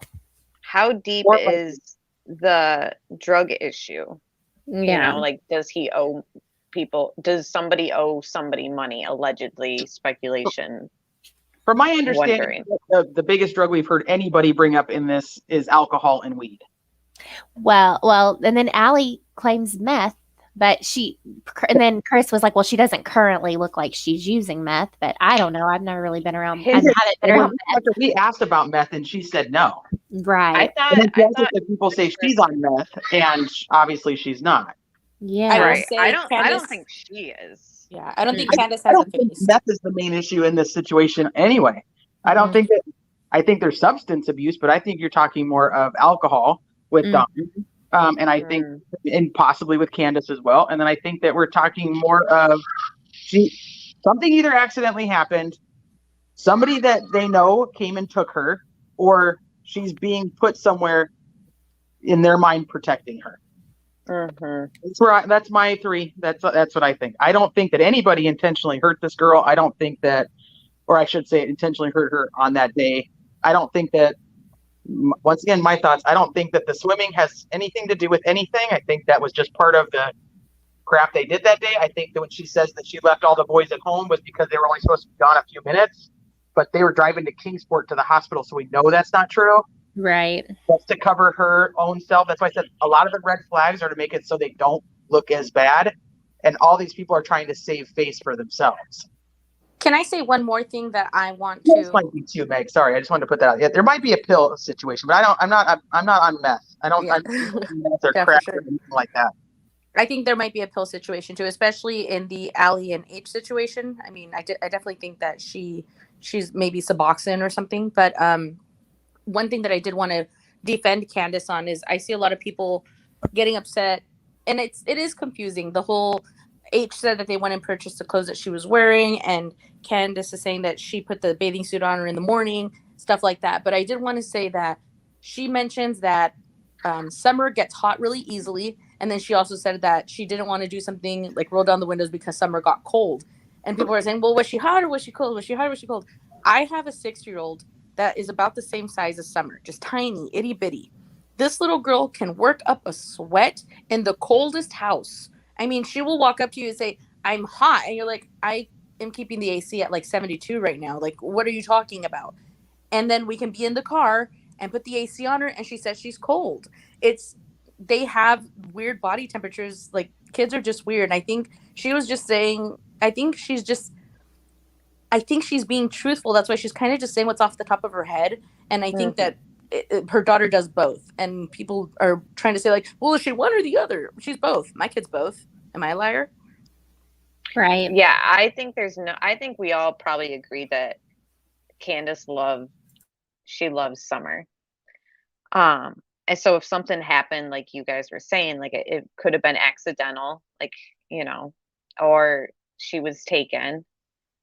I mean, I don't know what's going on, but I've gone back and forth, and now I'm kind of on your guys' page that the swimming really, the only significant part I think that was not so kosher at the swimming area was the twisted tea. Like that to me kind of is like, oh, like what was like, if there's abuse, substance abuse with minors around, it's kind of makes it more questionable. And like CDT was saying, she might not want to admit that she went underwater because obviously, even if it was nothing, it looks bad at this point. It's like, but another topic that I think before we get off track is the grandmother. Like to me, that kind of is a red flag, and I'm curious the urgency of the doctor's appointment, why she had to go. If you guys know anything, help a girl out. Yeah, someone in chat said they heard grandma left to take care of a dying sister. I had not heard that. I had just heard for her knee surgery. I'm not sure, but also I think it's, we have not heard one word from grandma, and she was one of the last people to see her. And again, I mean, she doesn't have to tell us anything, but I would like to hear from her, an interview at least. As would I heard both. I heard that she went away to have some type of medical treatment. But the weird thing is I heard that one closer to the beginning. And then when we asked Candace said that her mom was still there. But now her mom is actually gone, and I've heard that she went to Wisconsin to take care of a dying sibling. Okay. I have not actually reached out to anybody with, direct knowledge. So take those two what you want to do. I heard something along the same lines that she was going back to Wisconsin where her doctor was for her knee, and then that she was going to be staying and seeing relatives while she was there. Okay. Now, was this like an urgent, like 911 situation? Because I'm just trying to picture like my mother or my grandmother just, I don't know if something was going on like urgent in the family, but I don't know how bad her knee is. Like, I'm just curious, like why all of a sudden up and leave? Right. Yeah. And that does, I feel like if it, is some type of knee surgery and she had a doctor, I don't know. I'm with you. It doesn't make complete sense. How far is Wisconsin from Tennessee? I don't even know. That's one of those states I never even think about. Yeah. Chris Watts is there. Somehow it cycles back to Chris I Watts. know. Stop it, Kelly. Stop No, it. but Sorry. what is going on in Wisconsin? Like, I'm just Yeah. curious, like, how bad is this knee? It's just kind of alarming. Like, one of the last people who've seen her, I mean, Candace, I'm sure, could use her mother's support. The unfortunate part is I only know of the grandmother through things that they're saying about her. And it seems from everything that I'm hearing, and like, I'll go to like the comment section, which obviously isn't truth, but I kind of get like the feel of like what people are like feeling about her or situations. And everyone's kind of weirded out by the sudden, rush of her leaving. And then I guess, I don't know. It's like she's one of the last people and she has the vehicle that they were using. I don't know. I'm sure the dogs looked in the vehicle. I will say that the reason I started really looking into the case because Crazy Crime Chick was the one who was like, I need to talk about this little girl. I need to talk about this little girl. You know how crazy it is. She'll like tell you until you're like, okay, I'll go with you and I'll do it with you. But the first thing I did was I did Rose Bly. So my first summer video was inside of a Rose Bly video. And I did that because when I first saw that, the grandma gave me weird vibes. Now, I'm not saying grandma did anything, but I think the fact that she gave me weird vibes and the fact that she's gone, we haven't heard from her, et cetera, et cetera, et cetera, it does ring me the wrong way. Yeah, Well, and I they're also- saying Go ahead. it's sorry, I was gonna say 11 hours. And it sounds like grandma drove there. Well, it's kind of interesting they don't have her truck, knowing that that was the last place that they know Yep. that Summer was. But that's here's the other thing is grandma did one interview with like a news like a written statement. She wouldn't go like on camera or anything. That's the only time I think that we've ever heard from her. But I also wonder like how much does this bring back for her of her own daughter missing? And Good point. Is she we don't know her. We don't know her personality like really at all. Is she more selfish in the fact that she can't handle this, so she needs to get away? Or would she be more selfless where she's like, I've been through this, let me help you, daughter of mine whose now daughter is missing. Mm-hmm. We don't know her personality, so maybe she's got a lot of, repressed like, PTSD and this she's older and can't handle it. I don't know. So I try not to think too much like, did grandma leave because she's like dirty? Like, or did grandma leave because of whatever? I don't know yet. I don't really have Right. a It could be like a triggering like remembrance, obviously. Well, yeah. So maybe that's why I'm like, is she more like, I can't handle this, so I have to get out of here? Or is it, I don't know. Right, exactly. We don't know. And there's so much mystery around it that if people are getting a bad vibe, you would think that somebody possibly might think, well, let me put something out there so that people realize like what's going on. Yeah. One thing that I also focused in on was, Teresa, I know I messaged it back and forth with you, was the message between Candace's eldest daughter, Candace, and Candace, the grandma Candy. And she asked her if they were off that mess that day.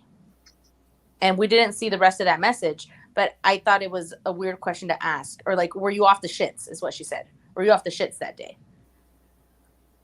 And we didn't see the response to that, but I thought that was a very odd question from a granddaughter to ask her grandma, as if it's common knowledge that she would be messed up. And to me, off the shits in California slang means off meth, but in anywhere else it could mean anything else because obviously slang changes state to state. But it means to me off of drugs. Were you off the drugs that day?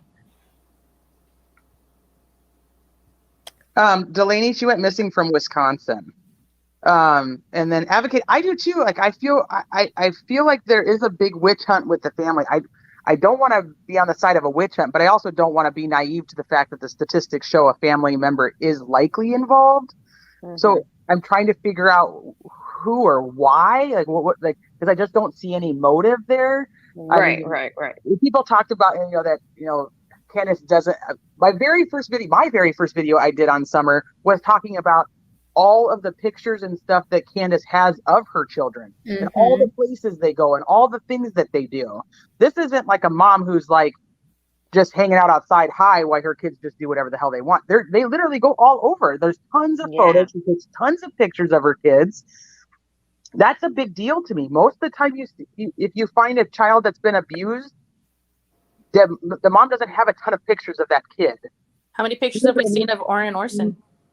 Yeah. That's right. I mean, you don't typically see it, and like, obviously, your photos. That's why I'm like, I don't everything did anything to hurt her with the cause of hurting her. If anything, it would have been an accident. Now she's afraid that you're going to lose other children. That's the only way. I don't think there should be a witch hunt. I think that there's a dynamic that lives in that household that has created whatever did happen. And that's why like Stepsister's interview was very big for me in the history, because it was information I needed to either get rid of what I think happened or to add to what I think happened. Did you hear what the ex-wife, who actually had nice things to say about Dawn, what she said about the stepsister? No. She had said, also Facebook, so allegedly, that she's just a very lonely woman and that she'll seek attention anywhere. And, it's very big. Because there's multiple, and then there's multiple nieces. She was talking about the one that most recently gave this last interview.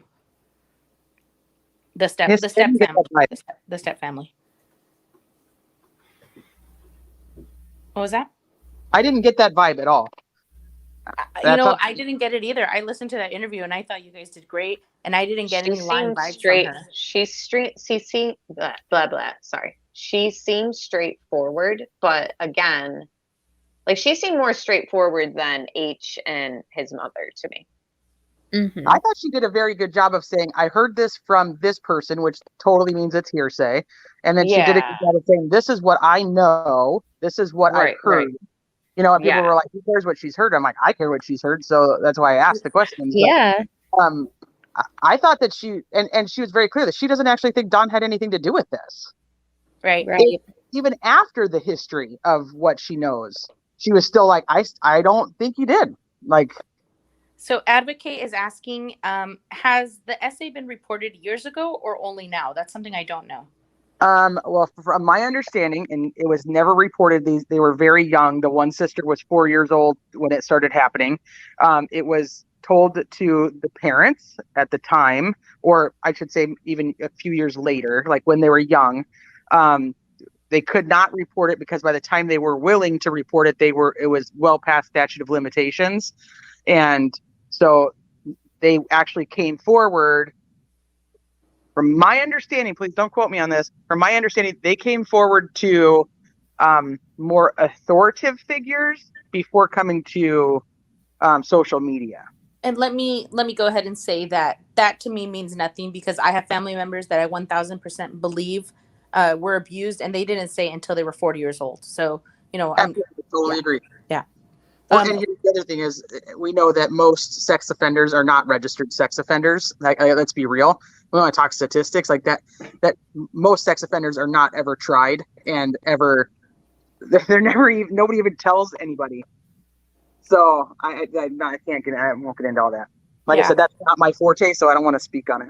I think that Dawn and Candace speaking for so long made me more inclined to believe them, because I feel that and this is going with knowing the stuff about Letitia Staunch and all that stuff, okay? But that she was all over social media. Now, with that being said, I felt like them talking all the time was good because they weren't censoring themselves. And I feel if you were trying to lie, you would be a little bit more restrictive of what you're saying.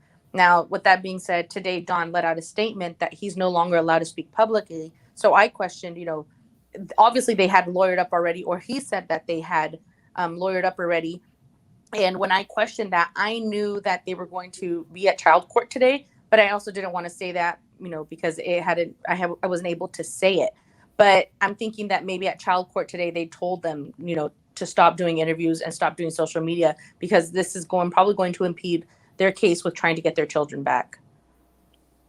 Well, I can tell you that we had a part 2 with Allie scheduled because if you guys remember my first interview, for whatever reason, I was totally kicked off the internet and was not allowed to join that live back. So we had already scheduled a part 2. And after the recent social media interviews, she was contacted and told she can no longer have interviews either. Interesting. Very interesting. Wow. Interesting. And now What I'm else do you bummed know, because I Teresa? wanted to hear that. Teresa, Tell what us else do you more. know? Sometimes I know things I don't even know. And then sometimes I Yeah. I don't know shit. I swear, some of the times where I make the biggest flubs in what I think is discovery, it's when I send it to Teresa and Nessa. And then I'm like, never mind, ignore me. Forget I said that. That's what we do, though. We have to bounce this stuff off because there's so much minor information or what we think is minor at the time. And then we have to go back and be like, wait a minute. Remember when such and such happened? And then there was this and there was that. And now this makes this make more sense. So we have to put it all together. I have to ask because they're asking, who was she contacted by to say she couldn't speak anymore? We were to TBI. Okay. Interesting. That she was putting her I have children questions. in I shouldn't say danger because I don't know if that's the right word, but a lot more questioning happening around why they were continuing to do all this. And then as of today, Don says he can't either. I'm assuming that they're all being told that you're done. To stop. Yeah. Mhm. Because it's been a lot. A lot. That is very interesting. It makes me have lots of questions, but I don't have any answers. All right. I have to actually hop off. I have to go do mom duties now. So yeah, I just said, I'm Jeanette, pretty much TBI. Yeah, that's what we were told. Once again, I was not there for the conversation, so take that for how you want. TBI. We were told TBI informed them they should not be doing any more interviews. yeah, she said TBI. that makes sense. So, but I can't. This was so cool. Like we need to do this more often. Yes. I think about an hour in, we really started unraveling towards something good. So we all need to start an hour in. Just stay backstage until an hour and then just hit live. And Teresa, your interviews lately have been amazing. And I mean, just the outpouring of support that you've gotten because of it. I mean, it's all amazing. Yeah, you I guys was have really done happy so well. you came on. Yeah, maybe I have the all wrong of you. degree. I don't know. Yeah, but I don't know if you guys caught that, but Melissa did say in chat that Allie did say danger. So that was a quote. It was danger. So I did say the right thing. Oh, danger. Okay. Interesting. So, but thank you guys for having me up here and including me. This is so cool. I wish that Allie and Crazy were on longer because I never get to talk to them hardly at all anymore. Oh, I know. We'll have to rework it.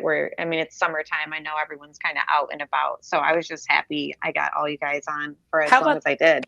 How about this? I wanted to do a panel with CDT. We accidentally realized the other day that we're both obsessed with the Ariel Castro kidnappings. What if we do a kidnapping live? Like literal kidnapping live. That's illegal. I thought the same thing, Teresa. We can't have that evidence. Yeah, that's evidence. Yeah, you can't do that. Why? It's against community standards of YouTube, okay? No, but yeah, live on kidnapping cases. Let's do a kidnapping live. That would just not work out. A live stream on popular. No, you guys, I love all you guys, and thank you so much for having me on. Bye, Teresa. Hanging out and being cool and being as awesome as you always are. Well, thank you so much. All right, bye, everybody. Bye. And then there was 3. Okay, so honestly, I don't even know. We pretty much touched on all the topics I kind of wanted to bring up. I don't know. Obviously, I'm happy to hear you guys chat about any of it, but I'm just trying to look through. The other thing I had seen was the sonar. I didn't know if you guys had seen that the sonar could tell if it was the dirt had been disturbed at all or dug up. I thought that was kind of cool. Mm-hmm. I also want to hear more about that creek down on their property. Yeah, because I noticed that Candace said the boys ran around the property down by the creek to look for her, but why didn't Candace go down there? Yeah. Well, yeah, Candace said she drove and looked. Yeah, and then Don, remember he said there was an ex-employee. I think we mentioned that earlier with the yellow car or whatever, yellow vehicle. I mean, it's just all over the place. Yep. I heard he was disgruntled. He's on my chip list tonight. Yeah. Interesting. Okay, so we might possibly have a disgruntled coworker. Mm-hmm. Disgruntled coworker, disgruntled neighbor, random electricity or tree cutters near the electricity line. We also have the aspect of things being shared on TikTok and just out there on social media that can allure and attract who knows who. And I know that they had said that they talked to offenders around the area and cleared most of them, I'm pretty sure. So, but that doesn't mean that the social media couldn't have reached some creep. You know what I mean? Yeah, for sure. And it also, the statistics aren't that good at this, but it could be random. Wow, I couldn't say that. Statistically, it's not good, but it could also just be random. Right. Yeah. But I mean, I have so many questions, and I just honestly, I have never, ever, ever been so confused, so conflicted, and so unprepared in a case. I almost feel like I can't go live about it because I don't even know all the facts. And you guys know me. I mean, at least a little bit. You guys know I like to know everything. I am nosy. Right. I can't even pin it down. I have never been so confused. Everything's so ambiguous. I don't get it. I have questions. Can we do a part 2? Honestly, well, you know what though? Chris on the interview room, he did such a good job of like asking the right things and all that. With Candace, which is a key person that we want to hear from. So it's like that would be so cool to kind of play and break down like we've done, the NK stuff and all those other interviews.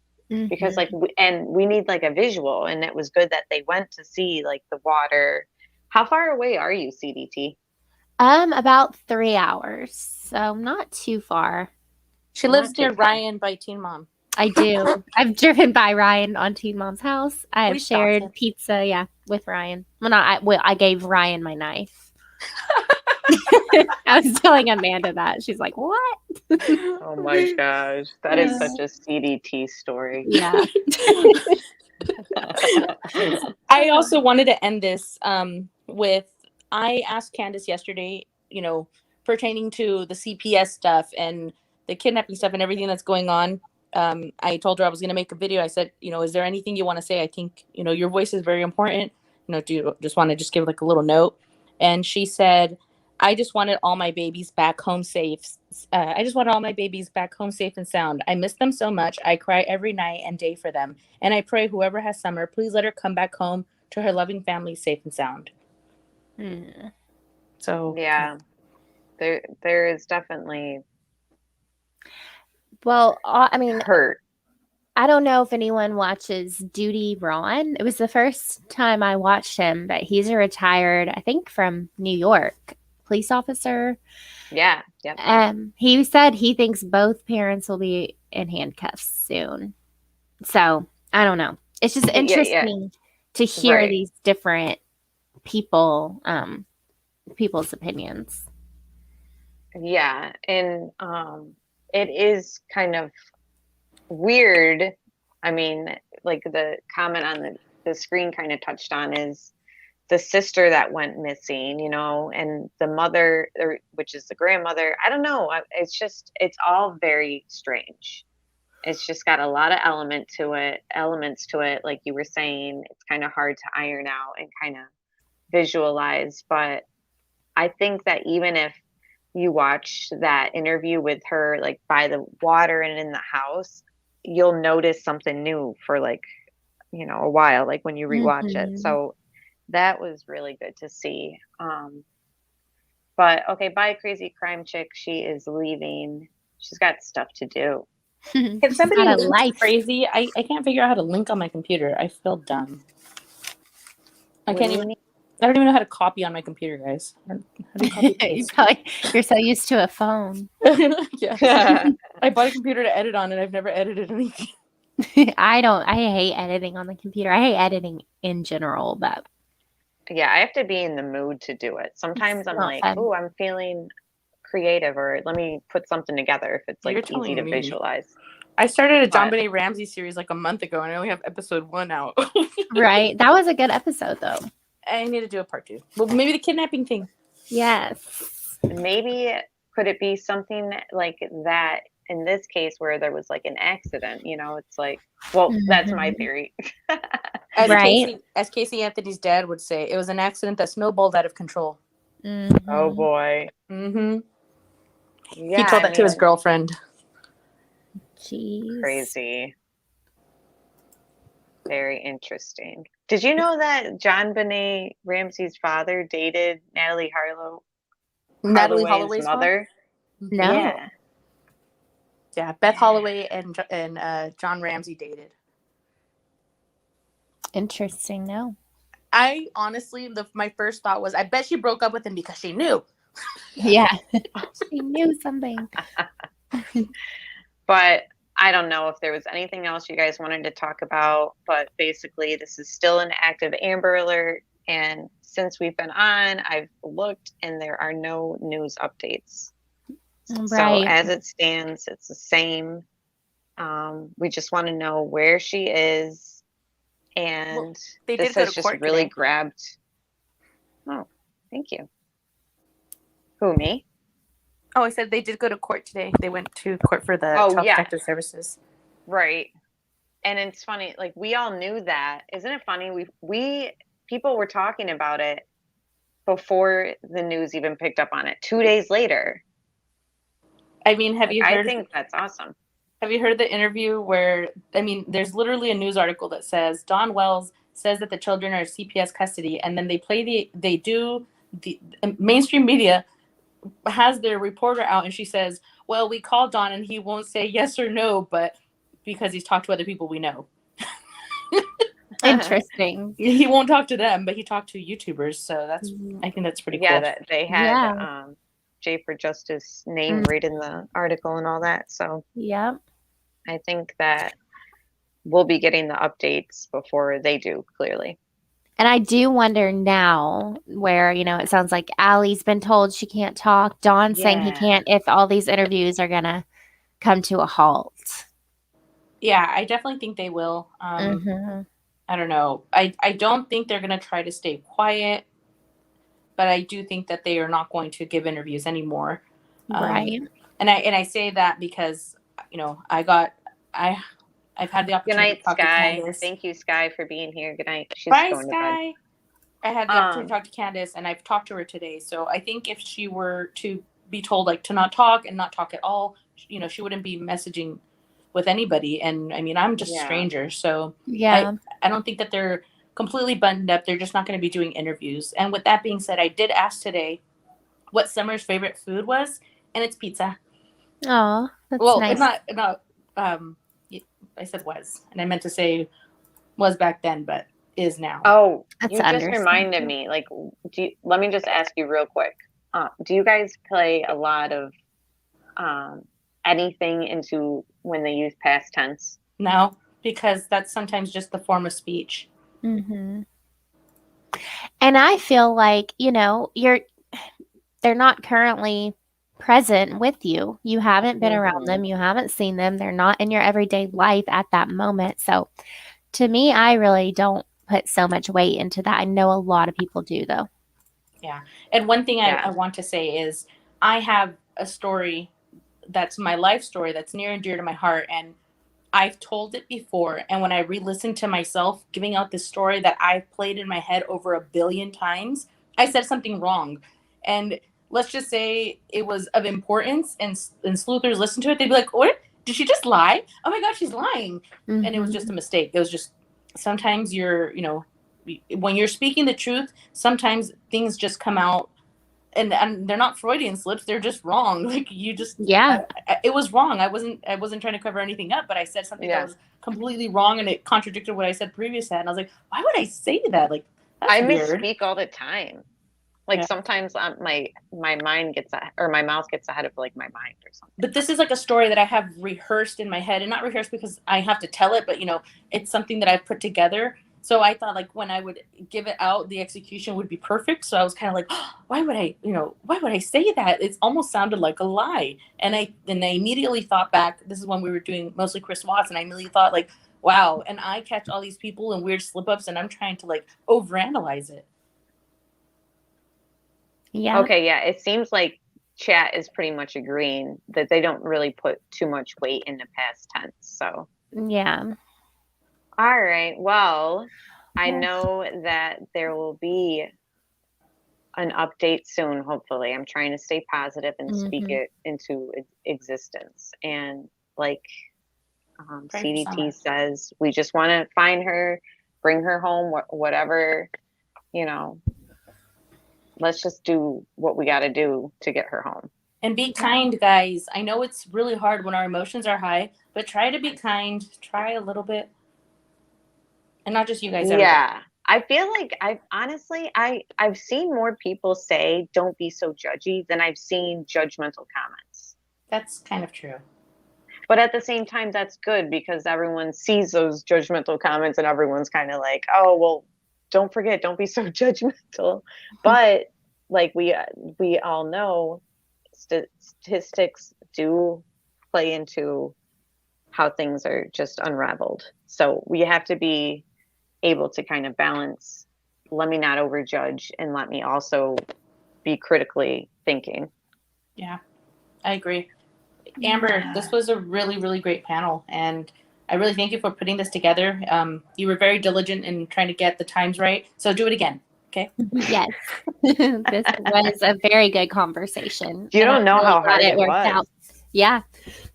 You did good. Because, I mean, it's just crazy, West Coast and all that. Like, I forget, like, luckily Kelly's on my time because I'm always talking to her, and otherwise it would not, be as smooth, our communication. But anyways, thank you so much for being here, and to the mods, and to chat, and hopefully we get some good news soon. And if not, we're going to be here regardless. So we'll be covering it and sharing it with everyone. And we'll be back. Yes, definitely. Thank you so much, Amber. And it was good talking to everyone who was on the panel and reading the chat. You guys are all amazing. So, and don't forget to like and subscribe to Amber. She's been doing some amazing Kurt Cobain stuff. And if you love the 90s, it's all there. Yes. Yeah, it's a good flashback. And everyone else's channel that was on tonight is linked in the description box. So just thanks again, everybody. And I guess until next time. Good night. And we can get together again. Bye. Bye. Yeah. Bye, everybody.